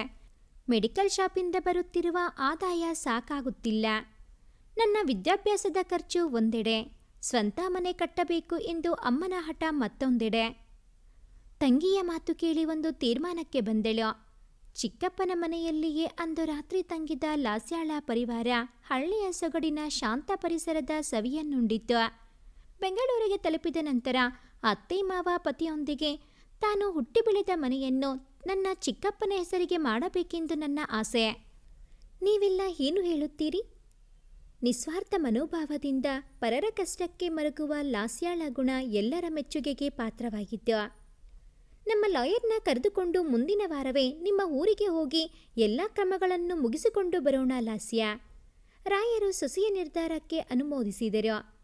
ಮರುದಿನವೇ ತಮ್ಮ ಕುಟುಂಬದ ಲಾಯರನ್ನು ಮನೆಗೆ ಕರೆಸಿಕೊಂಡು ವಿಷಯವನ್ನು ಚರ್ಚಿಸಿದರು. ಅದಕ್ಕೆ ಬೇಕಾದ ಪೂರ್ವ ತಯಾರಿಗಳನ್ನು ಸಾಧ್ಯವಾದಷ್ಟು ಮಾಡಿಕೊಂಡು ಒಂದೆರಡು ದಿನಗಳಲ್ಲಿ ಸೊಸೆ ಲಾಯರ್ನೊಂದಿಗೆ ಲಾಸ್ಯಾಳ ಊರೆಡೆಗೆ ಪ್ರಯಾಣ ಬೆಳೆಸಿದರು ರಾಯರ. ಅಚಾನಕ್ಕಾಗಿ ಮನೆಗೆ ಬಂದಿದ್ದನ್ನು ಕಂಡು ದಂಗಾದ ವಿಶ್ವನಾಥ್. ಏನ್ ವಿಷಯ ಲಾಸ್ಯ, ಲಾಯರ್ ಕೂಡ ಬಂದಿದ್ದಾರೆ? ಅಂಥದ್ದೇನೂ ಇಲ್ಲ ಚಿಕ್ಕಪ್ಪ, ನೀವು ನಮ್ಮ ಜೊತೆ ಬನ್ನಿ, ಸ್ವಲ್ಪ ಕೆಲಸ ಇದೆ ಎಂದು ಲಾಸ್ಯ ಚಿಕ್ಕಪ್ಪನನ್ನು ಕರೆದುಕೊಂಡು ರಿಜಿಸ್ಟರ್ ಕಚೇರಿಗೆ ತೆರಳಿದರು. ಅಲ್ಲಿ ತಾವು ಬಂದ ಉದ್ದೇಶವನ್ನು ತಿಳಿಸಿ ಮುಂದಿನ ಪ್ರಕ್ರಿಯೆಗಳನ್ನು ಕೈಗೊಂಡರು. ಆಗಲೇ ತಿಳಿದಿದ್ದು ವಿಶ್ವನಾಥರಿಗೆ ಅಣ್ಣನ ಮನೆಯನ್ನು ತನ್ನ ಹೆಸರಿಗೆ ವರ್ಗಾಯಿಸುತ್ತಿದ್ದಾಳೆ ಎಂದು. ಕೂಡಲೇ ತಡೆಯಲು ಪ್ರಯತ್ನಿಸಿದರೂ ಲಾಸ್ಯ ತನ್ನ ಅಚಲ ನಿರ್ಧಾರವನ್ನು ಬದಲಾಯಿಸಲಿಲ್ಲ. ಚಿಕ್ಕಪ್ಪ, ನಿಮ್ಮ ಅಣ್ಣನ ಮನೆಯನ್ನು ರಕ್ಷಿಸುವುದು ನಿಮ್ಮ ಕೈಯಲ್ಲೇ ಇದೆ. ಇನ್ಯಾರೋ ಅದನ್ನು ತಮ್ಮದಾಗಿಸಿಕೊಳ್ಳುವ ಬದಲು ನೀವೇ ಅದನ್ನು ನಿಮ್ಮದಾಗಿಸಿಕೊಳ್ಳಿ. ನಾನು ಹುಟ್ಟಿ ಬೆಳೆದ ಮನೆ ಈ ನೆಪದಲ್ಲಿ ಎಂದೆಂದೂ ನಮ್ಮದಾಗೇ ಉಳಿಯುತ್ತೆ. ಲಾಸ್ಯಾಳ ಉದಾರವಾದ ಮನಸ್ಸಿಗೆ ಮುಖರಾದರು ವಿಶ್ವನಾಥ್. ಮುಂದಿನ ಜವಾಬ್ದಾರಿಯನ್ನು ಲಾಯರಿಗೆ ವಹಿಸಿ ಮನೆಗೆ ಮರಳಿದರು. ವಿಷಯವನ್ನು ಅರಿತ ಕವಿತಾ ಓಡೋಡಿ ಬಂದು ಲಾಸ್ಯಾಳ ಕೈ ಹಿಡಿದು, ದಯವಿಟ್ಟು ನನ್ನನ್ನು ಕ್ಷಮಿಸು ಲಾಸ್ಯ. ನಾನು ವಯಸ್ಸಿನಲ್ಲಿ ನಿನಗಿಂತ ದೊಡ್ಡವಳಾದರೂ ಬುದ್ಧಿಯಲ್ಲಿ ಚಿಕ್ಕವಳಾಗಿ ಹೋದೆ. ನಿನ್ನ ತಂದೆ ಕೂಡ ಹೀಗೆ ನಮ್ಮ ಕಷ್ಟ ಅರಿತು ಸಹಾಯ ಮಾಡಿದ್ದರು. ಆದರೆ ಆಗ ನನ್ನ ಬುದ್ಧಿಗೆ ಅದೇನು ಮಂಕು ಬಡದಿತ್ತು. ಅದನ್ನು ಕಂಡು ಕಾಣದ ಕುರುಡಿಯಾಗಿ ಸುಂದರವಾದ ಸಂಬಂಧವನ್ನು ಹಾಳು ಮಾಡಿಕೊಂಡೆ. ನಿನ್ನನ್ನು ಸದಾ ನಾನು ಅಪಹಾಸ್ಯ ಮಾಡುತ್ತಿದ್ದರೋ ಅದ್ಯಾವುದನ್ನು ಮನಸ್ಸಿಗೆ ಹಚ್ಚಿಕೊಳ್ಳದೆ ನಮ್ಮ ಕಷ್ಟಕಾಲದಲ್ಲಿ ನೆರವಾಗಿದ್ದೀಯಾ. ನಿನಗೆ ನಾನು ಹೇಗೆ ಧನ್ಯವಾದ ಹೇಳಲಿ ಮಗಳೇ. ಮಾಡಿದ ತಪ್ಪಿಗೆ ತಲೆ ತಗ್ಗಿಸಿ ಬೇಡಿಕೊಂಡ ಚಿಕ್ಕಮ್ಮನನ್ನು ಸಮಾಧಾನ ಪಡಿಸುತ್ತಾ, ಛೆಛೆ, ನಾನೇನು ದೊಡ್ಡ ಕೆಲಸ ಮಾಡಿಲ್ಲ ಚಿಕ್ಕಮ್ಮ. ಇದರಲ್ಲಿ ನನ್ನ ಸ್ವಾರ್ಥವೂ ಇದೆ. ನಮ್ಮ ಮನೆಯಲ್ಲಿ ನೀವೇ ಇದ್ದರೆ ನನ್ನ ತವರು ಸುರಕ್ಷಿತವಾಗಿರುವುದಲ್ಲವೇ? ಅಷ್ಟಕ್ಕೂ ನಾನೇನು ಬೇರೆ ಯಾರಿಗೂ ಕೊಡುತ್ತಿಲ್ಲ, ನನ್ನ ಚಿಕ್ಕಪ್ಪ ಚಿಕ್ಕಮ್ಮನಿಗೆ ತಾನೇ. ನೀವೇನು ಬೇಜಾರು ಮಾಡಿಕೊಳ್ಳದೆ ನಿಶ್ಚಿಂತೆಯಿಂದಿರಿ ಎಂದು ಧೈರ್ಯ ತುಂಬಿದಳು. ಚಿಕ್ಕಪ್ಪನ ಮೆಡಿಕಲ್ ಅಂಗಡಿಯನ್ನು ತನ್ನ ಆನ್ಲೈನ್ ಬಿಸ್ನೆಸ್ನಲ್ಲಿ ಸೇರಿಸಿಕೊಂಡು ಅವರ ವ್ಯಾಪಾರಕ್ಕೊಂದು ಹೊಸ ಆಯಾಮ ನೀಡಿದಳು. ಕೆಲವು ದಿನಗಳಲ್ಲಿ ವಿಶ್ವನಾಥರ ಹೆಸರಿಗೆ ಲಾಸ್ಯಾಳ ಮನೆ ಹಸ್ತಾಂತರಗೊಂಡು ಮನೆ ಮತ್ತೆ ಅದೇ ವಂಶದ ಕುಡಿಯನ್ನು ಒಡೆಯನಾಗಿ ಪಡೆಯಿತು. ಕೆಲಸದ ಕಟ್ಟುಪಾಡುಗಳಿಗೆ ಜೋತು ಬಿದ್ದ ಲಾಸ್ಯ ವರುಣ್ರ ಸಂಸಾರಕ್ಕೆ 2 ವರ್ಷ ತುಂಬಿದರೂ ಲಾಸ್ಯಾಳ ಮಡಿಲು ಇನ್ನೂ ತುಂಬಿರಲಿಲ್ಲ. ಅದೊಂದು ದಿನ ಇಬ್ಬರು ವೈದ್ಯರ ಬಳಿ ಹೋಗಿ ಇರುವ ವಿಷಯವನ್ನು ತಿಳಿಸಿದರು. ಏನಾದರೂ ಸಮಸ್ಯೆ ಇರಬಹುದೇ ಎಂದು ಖಚಿತಪಡಿಸಿಕೊಳ್ಳಲು ವೈದ್ಯರು ಇಬ್ಬರನ್ನು ಪರೀಕ್ಷಿಸಿದರು. ಅದಾಗಿ 2 ದಿನಗಳ ನಂತರ ವರುಣ್ ಲಾಸ್ಯ ಮತ್ತದೇ ಆಸ್ಪತ್ರೆಯಲ್ಲಿ ಅದೇ ವೈದ್ಯರ ಎದುರು ಆಸೀನರಾಗಿದ್ದರು. ವೈದ್ಯರ ಮುಖದಲ್ಲಿದ್ದ ಬೇಸರದ ಹೆಳೆ ಸ್ಪಷ್ಟವಾಗಿ ಕಾಣುತ್ತಿತ್ತು. ಡಾಕ್ಟರ್, ಏನಾದರೂ ಸಮಸ್ಯೆ ಇದೆಯೇ? ವರುಣ್ನ ಪ್ರಶ್ನೆಗೆ ಉತ್ತರಿಸಲು ಕೆಲ ಸೆಕೆಂಡುಗಳ ಕಾಲ ಸಮಯ ತೆಗೆದುಕೊಂಡ ಡಾಕ್ಟರ್, ಇದನ್ನು ಹೇಗೆ ಹೇಳಬೇಕು ಗೊತ್ತಾಗ್ತಾ ಇಲ್ಲ ಮಿಸ್ಟರ್ ವರುಣ್. ಆದರೆ ಹೇಳಲೇಬೇಕು, ಇದು ನನ್ನ ಕರ್ತವ್ಯ. ಇಬ್ಬರ ರಿಪೋರ್ಟ್ಸ್ಗಳನ್ನು ಸ್ಟಡಿ ಮಾಡಿದೆ. ಲಾಸ್ಯಾಳ ರಿಪೋರ್ಟ್ ನಾರ್ಮಲ್ ಆಗಿದೆ. ಆದರೆ ನಿಮ್ಮ ರಿಪೋರ್ಟ್ನಲ್ಲಿ ಸಮಸ್ಯೆ ಕಂಡುಬಂದಿದೆ. ಸಮಸ್ಯೆ ಇರುವುದು ನಿಮ್ಮಲ್ಲಿ ಮಿಸ್ಟರ್ ವರುಣ್ ಎಂದು ಮಾತು ಮುಗಿಸಿದರು ವೈದ್ಯರು. ಒಂದು ಕ್ಷಣ ಕೇಳಿದ್ದು ಸತ್ಯವೋ ಇಲ್ಲ ಭ್ರಮೆಯೋ ಎಂದು ತಿಳಿಯಲಿಲ್ಲ ಇಬ್ಬರಿಗೂ. ತಡೆಯಲಾಗದ ಶಾಕ್ ಆಗಿತ್ತು. ತನ್ನಲ್ಲಿರುವ ದೋಷವನ್ನರಿತು ಮಕ್ಕಳಂತೆ ಕಣ್ಣೀರಿಟ್ಟಿದ್ದ ವರುಣ್ ತನ್ನ ಮನದಲ್ಲಿ ಕೋಲಾಹಲವೇ ಇದ್ದಿದ್ದರೂ ಆ ಕ್ಷಣದಲ್ಲಿ ತನ್ನ ಅವಶ್ಯಕತೆ ವರುಣ್ಗಿರುವುದನ್ನು ಅರಿತು ಅವನನ್ನು ಸಮಾಧಾನ ಮಾಡಲೆತ್ನಿಸಿದಳು. ಸರಿಸುಮಾರು ಅರ್ಧ ಗಂಟೆಯ ನಂತರ ಬೇರೆ ಕ್ಯಾಬ್ ಬುಕ್ ಮಾಡಿಕೊಂಡು ಗಂಡನನ್ನು ಮನೆಗೆ ಕರೆದೊಯ್ದಳು ಲಾಸ್ಯ. ಮಗ ಸೊಸೆಯ ಸ್ಥಿತಿಯನ್ನು ನೋಡಿ ರಾಯರು ಕಂಗಾಲಾಗಿ ಹೋದರು. ಸೀತಾರವರ ಸ್ಥಿತಿಯಂತೂ ಕೇಳುವುದೇ ಬೇಡ. ಎಲ್ಲರನ್ನೂ ಹಾಲ್ನಲ್ಲಿ ಕುಳ್ಳರಿಸಿ ಸಮಾಧಾನದಿಂದ ವಿಷಯವನ್ನು ನಯವಾಗಿ ತಿಳಿಸಿ ಹೇಳಿದಳು ಲಾಸ್ಯ. ಆಗಸವೇ ಕಳಚಿಬಿದ್ದ ಅನುಭವ. ಸಿಡಿಲು ಬಡಿದು ಬದುಕು ನಾಶವಾದಂತೆ ಭಾಸವಾಗುತ್ತಿತ್ತು. ಹಠಾತ್ತನೆ ಬಂದಪ್ಪಳಿಸಿದ ಆಘಾತ ಎಲ್ಲರ ದುಃಖದ ಕಟ್ಟೆ ಒಡೆಯಿಸಿತು. ತನ್ನ ಮನದಲ್ಲೂ ನೋವಿನ ಜ್ವಾಲೆ ಉರಿಯುತ್ತಿದ್ದರೂ ತನ್ನವರ ಕಣ್ಣೀರು ಒರೆಸುವ ಕೈಯಾಗಿ ನಿಂತಳು ಲಾಸ್ಯ. ಜೀವನದಲ್ಲಿ ಹಲವಾರು ಬಾರಿ ಕಹಿಯನ್ನುಂಡು ಲಾಸ್ಯಾಳ ಮನ ಜಡಗಟ್ಟಿ ಹೋಗಿತ್ತು. ಸತ್ಯವನ್ನು ಸ್ವೀಕರಿಸಿ ದಿಟ್ಟತನ ಮೆರೆದಳು. ನೊಂದ ಮನಗಳಿಗೆ ಸಾಂತ್ವನ ಹೇಳುತ್ತಾ, ಕುಂದ ಆತ್ಮಸ್ಥೈರ್ಯವನ್ನು ತುಂಬುತ್ತಾ ಸಂಸಾರದ ನೊಗವನ್ನು ತಾನೊಬ್ಬಳೇ ಹೊತ್ತಳು. ತನ್ನ ಕಂಪನಿಯ ವ್ಯವಹಾರಗಳೊಂದಿಗೆ ಸ್ಟುಡಿಯೋ ರೆಕಾರ್ಡಿಂಗ್ ಜವಾಬ್ದಾರಿಯನ್ನು ಸಹ ತಾನೇ ವಹಿಸಿಕೊಂಡಳು. ಸುಮಾರು 6 ತಿಂಗಳ ನಂತರ ಸತ್ಯವನ್ನು ಸ್ವೀಕರಿಸಿ ಮನಸ್ಸನ್ನು ನಿಯಂತ್ರಿಸುವಲ್ಲಿ ಯಶಸ್ಸು ಕಂಡರು. ಅದೊಂದು ದಿನ ಲಾಸ್ಯ, ಈ ಪೇಪರಿಗೆ ಸೈನ್ ಮಾಡು ಎಂದು ವರುಣ್ ಲಾಸ್ಯಾಗೆ ಒಂದು ಪೇಪರ್ ನೀಡಿದ. ಏನಿರಬಹುದು ಎಂದು ನೋಡಿದ ಲಾಸ್ಯಾಗೆ ನೋಡಿದ್ದನ್ನು ನಂಬಲೇ ಆಗಲಿಲ್ಲ. ಅದು ವಿವಾಹ ವಿಚ್ಛೇದನದ ಪತ್ರ. ವರುಣ್, ಏನಿದು? ಯಾಕೆ ಈ ಹೆಜ್ಜೆ ಇಡುತ್ತಿದ್ದೀರಿ? ಪ್ರೀತಿ ಇಷ್ಟು ಬೇಗ ಕರಗಿ ಹೋಯ್ತೇನೋ? ವರುಣ್ನ ಕಾಲರ್ ಹಿಡಿದು ಕಣ್ಣಲ್ಲಿ ಕಣ್ಣಿಟ್ಟು ಕೇಳಿದಳು ಲಾಸ್ಯ. ಇಲ್ಲ ಕಣೋ, ನಿನ್ನ ಮೇಲಿನ ಪ್ರೀತಿಯಿಂದಲೇ ಈ ಹೆಜ್ಜೆ. ಒಂದು ಹೆಣ್ಣಿನ ಜನ್ಮ ಪೂರ್ಣವಾಗುವುದು ತಾಯ್ತನವನ್ನು ಅನುಭವಿಸಿದಾಗಲೇ ಅಲ್ವಾ? ಆದರೆ ಆ ಸೌಭಾಗ್ಯವನ್ನು ನಿನಗೆ ನೀಡುವ ಶಕ್ತಿ ನನ್ನಲ್ಲಿಲ್ಲ ಕಣೆ. ನನ್ನಿಂದ ನಿನ್ನ ಜೀವನ ಹಾಳಾಗುವುದನ್ನು ನಾನು ನೋಡಲಾರೆ. ಅದಕ್ಕೆ ಈ ಪತ್ರ. ಪತಿಯ ಮಾತು ಕೇಳುತ್ತಲೇ ಪತ್ರವನ್ನು ಅವನೆದುರಲ್ಲೇ ಹರಿದು ಹಾಕಿ, ಇದೇ ಸಮಸ್ಯೆ ನನ್ನಲ್ಲಿ ಇದ್ದಿದ್ದರೆ ನೀವು ನನ್ನನ್ನು ಬಿಟ್ಟು ಬೇರೆ ಮದುವೆ ಆಗ್ತಿದ್ರ ವರುಣ್? ಇಲ್ಲ ಅಲ್ವಾ? ಗರ್ಭದಲ್ಲಿ ಹೊತ್ತು ಹೆತ್ತರೇನೇ ತಾಯಿಯಾಗಬಹುದು ಎನ್ನುವ ನಿಮ್ಮ ಯೋಚನೆ ತಪ್ಪು ವರುಣ್.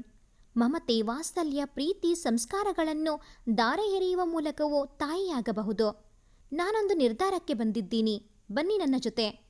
ವರುಣ್ನ ಕೈ ಹಿಡಿದು ಆಲ್ಗೆ ಕರೆದುಕೊಂಡು ಬಂದಳು. ಅಲ್ಲಾಗಲೇ ಅತ್ತೆ ಮಾವ ಕೂಡ ಇರುವುದನ್ನು ನೋಡಿ, ಅತ್ತೆ ಮಾವ, ನಮ್ಮ ಮನೆಗೊಂದು ಪುಟಾಣಿ ಬೇಕಲ್ವಾ? ನಮ್ಮ ಮುಂದಿನ ಜೀವನದ ಕನಸು ಬೇಕಲ್ವಾ? ನಾವ್ಯಾಕೆ ಅನಾಥಾಶ್ರಮದಿಂದ ಮಗುವನ್ನು ದತ್ತು ತೆಗೆದುಕೊಳ್ಳಬಾರದು? ಲಾಸ್ಯಾಳ ಆಲೋಚನೆ ಮೊದಲಿಗೆ ರಾಯರ ದಂಪತಿಗೆ ಸರಿ ಎನಿಸಲಿಲ್ಲ. ನಮಗೆ ಮಕ್ಕಳಿಲ್ಲ, ಅವರಿಗೆ ತಂದೆ ತಾಯಿ ಇಲ್ಲ. ಅಷ್ಟಕ್ಕೂ ಮನಸ್ಸಿನ ನಿಷ್ಕಲ್ಮಶ ಪ್ರೀತಿ ಇದ್ದರೂ ಈ ಜಾತಿ ಮತ ಎಲ್ಲ ಗೌಣ ಅಲ್ವಾ ಮಾವ? ಇರುವುದು ಎರಡೇ ಜಾತಿ, ಒಂದು ಹೆಣ್ಣು ಒಂದು ಗಂಡು. ಎಲ್ಲರ ಮೈಯಲ್ಲೂ ಅರಿಯುವುದು ಒಂದೇ ರಕ್ತ. ಹೀಗಿರುವಾಗ ತಾರತಮ್ಯ ಮಾಡುವುದು ಎಷ್ಟು ಸರಿ? ಸೊಸೆಯ ಮಾತುಗಳು ಎದೆಯಾಳಕ್ಕೆ ಇಳಿದವು. ಎಲ್ಲ ದೇವರಿಚ್ಛೆ. ನಿಮಗೆ ಸರಿ ಎನಿಸಿದ್ದನ್ನು ಮಾಡಿ ಮಕ್ಕಳ. ನಿಮ್ಮ ಖುಷಿಯಲ್ಲಿ ನಮಗೂ ಖುಷಿ ಸಿಗುವುದು ಎಂದು ಸೊಸೆಯ ನಿರ್ಧಾರವನ್ನು ಅಂಗೀಕರಿಸಿದರು. ಮರುದಿನವೇ ಲಾಸ್ಯ ಮತ್ತು ವರುಣ್ರ ಪ್ರಯಾಣ ಅನಾಥಾಶ್ರಮಕ್ಕೆ ಸಾಗಿತು. ಅಲ್ಲಿರುವ ಮುಗ್ಧಜೀವಿಗಳನ್ನು ನೋಡುತ್ತಿದ್ದರೆ ಅವರಿಬ್ಬರ ಮನಸ್ಸು ಮರುಗುತ್ತಿತ್ತು. ತಂದೆ ತಾಯಿಯ ಆಶ್ರಯದಲ್ಲಿ ಬೆಳೆದು ಕಂಪು ಬೀರಬೇಕಾದ ಮಕ್ಕಳು ಅನಾಥರಾಗಿ ಬೆಳೆಯುತ್ತಿರುವುದನ್ನು ನೋಡಿ ಕರಳು ಕಿತ್ತು ಬಂದಂತಾಯಿತು. ತಾವು ಬಂದ ಕಾರ್ಯದ ಬಗ್ಗೆ ಅಲ್ಲಿನ ಮುಖ್ಯಸ್ಥರಲ್ಲಿ ವಿವರಿಸಿದರು. ವರುಣ್ ಕಾರ್ಯಾಲಯದಲ್ಲಿ ಮಾತಾಡುತ್ತಿದ್ದ. ಲಾಸ್ಯ ಅಲ್ಲಿನ ವಾತಾವರಣವನ್ನು ವೀಕ್ಷಿಸಲು ಹೊರನಡೆದಳು. ತಾವು ಬಂದ ಕಾರ್ಯದ ಬಗ್ಗೆ ಅಲ್ಲಿನ ಮುಖ್ಯಸ್ಥರಲ್ಲಿ ವಿವರಿಸಿದರು. ವರುಣ್ ಕಾರ್ಯಾಲಯದಲ್ಲಿ ಮಾತಾಡುತ್ತಿದ್ದ. ಲಾಸ್ಯ ಅಲ್ಲಿನ ವಾತಾವರಣವನ್ನು ವೀಕ್ಷಿಸಲು ಹೊರನಡೆದಳು. ಅಲ್ಲೊಂದು ಮರದ ಕೆಳಗೆ 3-4 ವರ್ಷವಿರಬಹುದಾದ ಪುಟ್ಟ ಹುಡುಗಿಯೊಬ್ಬಳು ಕುಳಿತು ತನ್ನಷ್ಟಕ್ಕೆ ತಾನು ತನಗೆ ಬಂದಂತೆ ಕೊಳಲು ನುಡಿಸುತ್ತಿತ್ತು. ಅವಳನ್ನು ನೋಡಿ ಮಾತನಾಡಿಸಲೆಂದು ಅವಳ ಬಳಿ ಹೆಜ್ಜೆ ಹಾಕಿದಳು ಲಾಸ್ಯ. ಏನ್ ಪುಟ್ಟ ನಿನ್ನ ಹೆಸರು? ಪುಟಾಣಿಯನ್ನು ಮುದ್ದಿನಿಂದ ಕೇಳಿದಾಗ ಜನನಿ ಎಂದಿತು ಆ ಮಗು. ತನ್ನ ತಾಯಿಯ ಹೆಸರು ಕೇಳಿದ ಕೂಡಲೇ ಮಿಂಚಿನ ಸಂಚಾರವಾದಂತಾಯಿತು. ಆ ಮುಗ್ಧ ಕಣ್ಣುಗಳಲ್ಲಿ ಅದೇನೋ ಒಂದು ಆಕರ್ಷಣೆ. ನೋಡಿದಷ್ಟು ಮತ್ತೂ ನೋಡಬೇಕೆನ್ನಿಸುವ ಮಾಂತ್ರಿಕತೆ. ಅವಳನ್ನೇ ಮಗಳಾಗಿ ಸ್ವೀಕರಿಸಬೇಕು ಎಂದು ಅವಳ ಮನಸ್ಸು ಕೂಗಿ ಕೂಗಿ ಹೇಳುತ್ತಿತ್ತು. ಕಂದ, ನೀನು ನಮ್ಮೊಡನೆ ನಮ್ಮ ಮನೆಗೆ ಬರ್ತೀಯ ಪುಟ್ಟ. ಅಲ್ಲಿ ನಿನಗೆ ಅಜ್ಜಿ, ತಾತ, ಅಪ್ಪ, ಅಮ್ಮ ಎಲ್ಲರೂ ಇರ್ತಾರೆ. ಲಾಸ್ಯಾಳ ಒಂದೂ ಮಾತು ಅರ್ಥವಾಗದವಳಂತೆ. ಅಂದರೆ ಏನು? ನನಗೆ ಗೊತ್ತಿರುವುದು ಆಂಟಿ ಮತ್ತು ಅಂಕಲ್ ಅಷ್ಟೇ ಎಂದಿತು ಪುಟಾಣಿ. ಅವಳ ಕೈ ಹಿಡಿದುಕೊಂಡು ಕಾರ್ಯಾಲಯದೆಡೆಗೆ ಹೊರಟಳು. ಅದೇ ಸಮಯಕ್ಕೆ ಸರಿಯಾಗಿ ವರುಣ್ ಕೂಡ ಹೊರಬಂದ. ವರುಣ್, ನಮ್ಮ ಮಗಳು ಜನನಿ ಎಂದು ಮಗುವನ್ನು ತೋರಿಸಿದಳು. ವರುಣ್ಗೂ ಮಗು ತುಂಬ ಇಷ್ಟವಾಯಿತು. ದತ್ತು ಪಡೆಯುವ ಪ್ರಕ್ರಿಯೆಗಳನ್ನು ಪೂರೈಸಿ 2 ದಿನಗಳ ನಂತರ ಜನನಿಯನ್ನು ಮನೆಗೆ ಕರೆದುಕೊಂಡು ಹೋದರು ಲಾಸ್ಯ ಮತ್ತು ವರುಣ್. ಪುಟ್ಟ ಮಕ್ಕಳು ನೀರಿನಂತೆ, ಯಾವುದರಲ್ಲಿ ಹಾಕಿದರೂ ಅದರ ಅಳತೆಗೆ ಆಕಾರಕ್ಕೆ ಒಗ್ಗಿಕೊಂಡು ಬಿಡುತ್ತವೆ. ಹಾಗೆ ಜನನಿಯೂ ಕೂಡ ಬಹುಬೇಗ ಎಲ್ಲರೊಂದಿಗೆ ಹೊಂದಿಕೊಂಡಳು. ಮನೆಯಲ್ಲಿ ಮತ್ತದೇ ನಗು, ತುಂಟಾಟ, ತರಲೆಗಳು ಗರಿಗೆದರಿದವು. ಅಜ್ಜಿ ತಾತನಿಗಂತೂ ಬಿಡುವಿಲ್ಲದಷ್ಟು ಕೆಲಸ. ಮೊಮ್ಮಗಳೊಂದಿಗೆ ಆಟ, ಊಟ ಎಲ್ಲ. ಜನನಿ ಕೊಳಲು ವಾದನದ ಕಲೆಗೆ ವರುಣ್ ತಾನೇ ಗುರುವಾಗಿದ್ದ. ಅವಳಲ್ಲಿದ್ದ ಕಲೆಗೆ ವಯಸ್ಸು ಅಡ್ಡಿಯಾಗಲಿಲ್ಲ. ದಿನ ಕಳೆದಂತೆ 5 ಜನರ ಕುಟುಂಬ ಕೈಬೆರಳುಗಳಷ್ಟೇ ಸಲೀಸಾಗಿ ಹೊಂದಿಕೊಂಡು ಬಾಳ ರಥವನ್ನೆಳೆಯುತ್ತಿದ್ದರು. 4 ವರ್ಷಗಳ ನಂತರ ಇಂದಿನ ಕೊಳಲು ವಾದನದ ಸ್ಪರ್ಧೆಯಲ್ಲಿ ಮೊದಲ ಸ್ಥಾನ ಪಡೆದ ಅತ್ಯಂತ ಕಿರಿಯ ಸ್ಪರ್ಧಿ ಕುಮಾರಿ ಜನನಿ. ಮೈಕ್ನಲ್ಲಿ ಹೆಸರು ಪ್ರಕಟಿಸುತ್ತಿದ್ದಂತೆ ನೆರೆದಿದ್ದ ಜನಸಮೂಹದ ಮೆಚ್ಚುಗೆಯ ಚಪ್ಪಾಳೆಯ ಸದ್ದು ಮುಗಿಲು ಮುಟ್ಟಿತು. ಗಣ್ಯರಿಂದ ಪ್ರಶಸ್ತಿ ಸ್ವೀಕರಿಸಿ ಎಲ್ಲರ ಚಪ್ಪಾಳೆಗೆ ಪಾತ್ರಳಾದ ಮಗಳನ್ನು ಕಂಡು ಲಾಸ್ಯ ವರುಣ್ರ ಕಣ್ಣಂಚು ಒದ್ದೆಯಾಯಿತು. ಕಾರ್ನಲ್ಲಿ ಅಜ್ಜಿ ತಾತನೊಂದಿಗೆ ಹಿಂದಿನ ಸೀಟಿನಲ್ಲಿ ಕುಳಿತು ಕಾರ್ಯಕ್ರಮದ ಮೆಲುಕು ಹಾಕುತ್ತಿದ್ದಳು ಜನನಿ. ಪತಿ ವರುಣ್ ಕಾರು ಓಡಿಸುತ್ತಿದ್ದರೆ ಪಕ್ಕದಲ್ಲಿ ಕುಳಿತ ಲಾಸ್ಯ ತೆರೆದ ಕಿಟಕಿಯಿಂದ ಬರುತ್ತಿದ್ದ ತಂಗಾಳಿಗೆ ಮುಖಹೊಡ್ಡಿ ಸಾಗಿ ಬಂದ ದಾರಿಯನ್ನು ಮೆಲುಕು ಹಾಕತೊಡಗಿದಳು. ನಡೆದು ಬಂದ ಹಾದಿಯಲ್ಲಾದ ಪ್ರತಿ ಅನುಭವವು ಒಂದೊಂದು ಪಾಠ ಕಲಿಸಿ ಜೀವನವನ್ನು ಎದುರಿಸುವ ಧೈರ್ಯ ತುಂಬಿತ್ತು. ಪ್ರತಿ ಬಾರಿ ತೊಡಕು ಎದುರಾಗಿ ಎಡವಿ ಬಿದ್ದಾಗಲೂ ಬಿದ್ದ ನೆಲವನ್ನೇ ಆಸರೆಯಾಗಿಸಿಕೊಂಡು ಸ್ವಪ್ರಯತ್ನದಿಂದ ಇನ್ನಷ್ಟು ಎತ್ತರಕ್ಕೆ ಹಾರಲು ಪ್ರಯತ್ನಿಸಿ ಜಯಿಸಿದ್ದಳು. ಅಪ್ಪ ಅಮ್ಮನ ಮುದ್ದಿನ ಮಗಳಾಗಿ, ತವರನ್ನು ಬೆಳಗಿದ ದೀಪವಾಗಿ, ಅತ್ತೆ ಮಾವನ ಕಣ್ಮಣಿಯಾಗಿ, ಪತಿಯ ಹೃದಯದರಸಿಯಾಗಿ, 10 ಜನರ ಜೀವನಕ್ಕೊಂದು ದಾರಿ ತೋರಿದ ಯಶಸ್ವಿ ಬಿಸ್ನೆಸ್ ವುಮೆನ್ ಆಗಿ, ಮುದ್ದಿನ ಕಂದನಿಗೆ ತಾಯಿಯಾಗಿ ಸಾರ್ಥಕ ಜೀವನವನ್ನು ಕಟ್ಟಿಕೊಂಡವಳು ಲಾಸ್ಯ. ಹಿಂದಿನಿಂದ ಅಮ್ಮನ ಕೊರಳನ್ನು ಬಳಸಿ ಹೇಳಿದಳು ಜನನಿ. ಅಮ್ಮ, ಎಷ್ಟು ಚೆನ್ನಾಗಿತ್ತು ಅಲ್ವಾ ಇಂದಿನ ಕಾರ್ಯಕ್ರಮ? ವೇದಿಕೆ ಹತ್ತಿದಾಗ ಅಷ್ಟೆಲ್ಲ ಜನರನ್ನು ನೋಡಿ ಒಂದು ಕ್ಷಣ ಗಾಬರಿಯಾಯಿತು. ಯಾವಾಗ ಕೊಳಲನ್ನು ಬಾಯಿಗೆ ಇಟ್ಟೆನೋ ಅಳುಗೆಲ್ಲ ಮಾಯ. ನಾನಂತೂ ಸಿಕ್ಕಾಪಟ್ಟೆ ಎಂಜಾಯ್ ಮಾಡಿದೆ. ಏನೇ ಆದರೂ ಆ ಅನುಭವ ಮಾತ್ರ ಚೆನ್ನಾಗಿತ್ತು. ಹೌದು ಮಗಳೇ, ನಾವು ಕೂಡ ಕಾರ್ಯಕ್ರಮವನ್ನು ಎಂಜಾಯ್ ಮಾಡಿದೆವು. ನನ್ನ ಮುದ್ದು ಬಂಗಾರ ಎಷ್ಟು ಚೆನ್ನಾಗಿ ಕೊಳಲು ನುಡಿಸಿತು ಗೊತ್ತಾ? ಕೊರಳ ಬಳಸಿದ್ದ ಕೈಗಳಿಗೆ ಮುತ್ತಿನ ಉಡುಗೊರೆಯನ್ನಿಟ್ಟಳು ಲಾಸ್ಯ. ಜೀವನದ ಪಯಣ ಸರಾಗವಾಗಿ ಸಾಗಿತ್ತು. ಲಾಸ್ಯಾಳ ಬಾಳಲ್ಲಿ ಸುಮಧುರ ಶ್ರುತಿಯೊಂದು ಹೊರಹೊಮ್ಮಿತ್ತು. ಈ ಒಂದು ಕತೆ ನಿಮಗೆ ಇಷ್ಟ ಆಗಿದ್ದಲ್ಲಿ ಪ್ಲೀಸ್ ಲೈಕ್ ಮಾಡಿ, ಶೇರ್ ಮಾಡಿ, ಹಾಗೆಯೇ ಕಾಮೆಂಟ್ ಮಾಡೋದನ್ನು ಮರಿಬೇಡಿ. ಹಾಗೆಯೇ ಇನ್ನೂ ಯಾರೆಲ್ಲ ಈ ಚಾನಲ್ಗೆ ಸಬ್ಸ್ಕ್ರೈಬ್ ಆಗಿಲ್ಲ, ದಯವಿಟ್ಟು ಈ ಕೂಡಲೇ ಸಬ್ಸ್ಕ್ರೈಬ್ ಆಗಿ. Thanks for watching this video.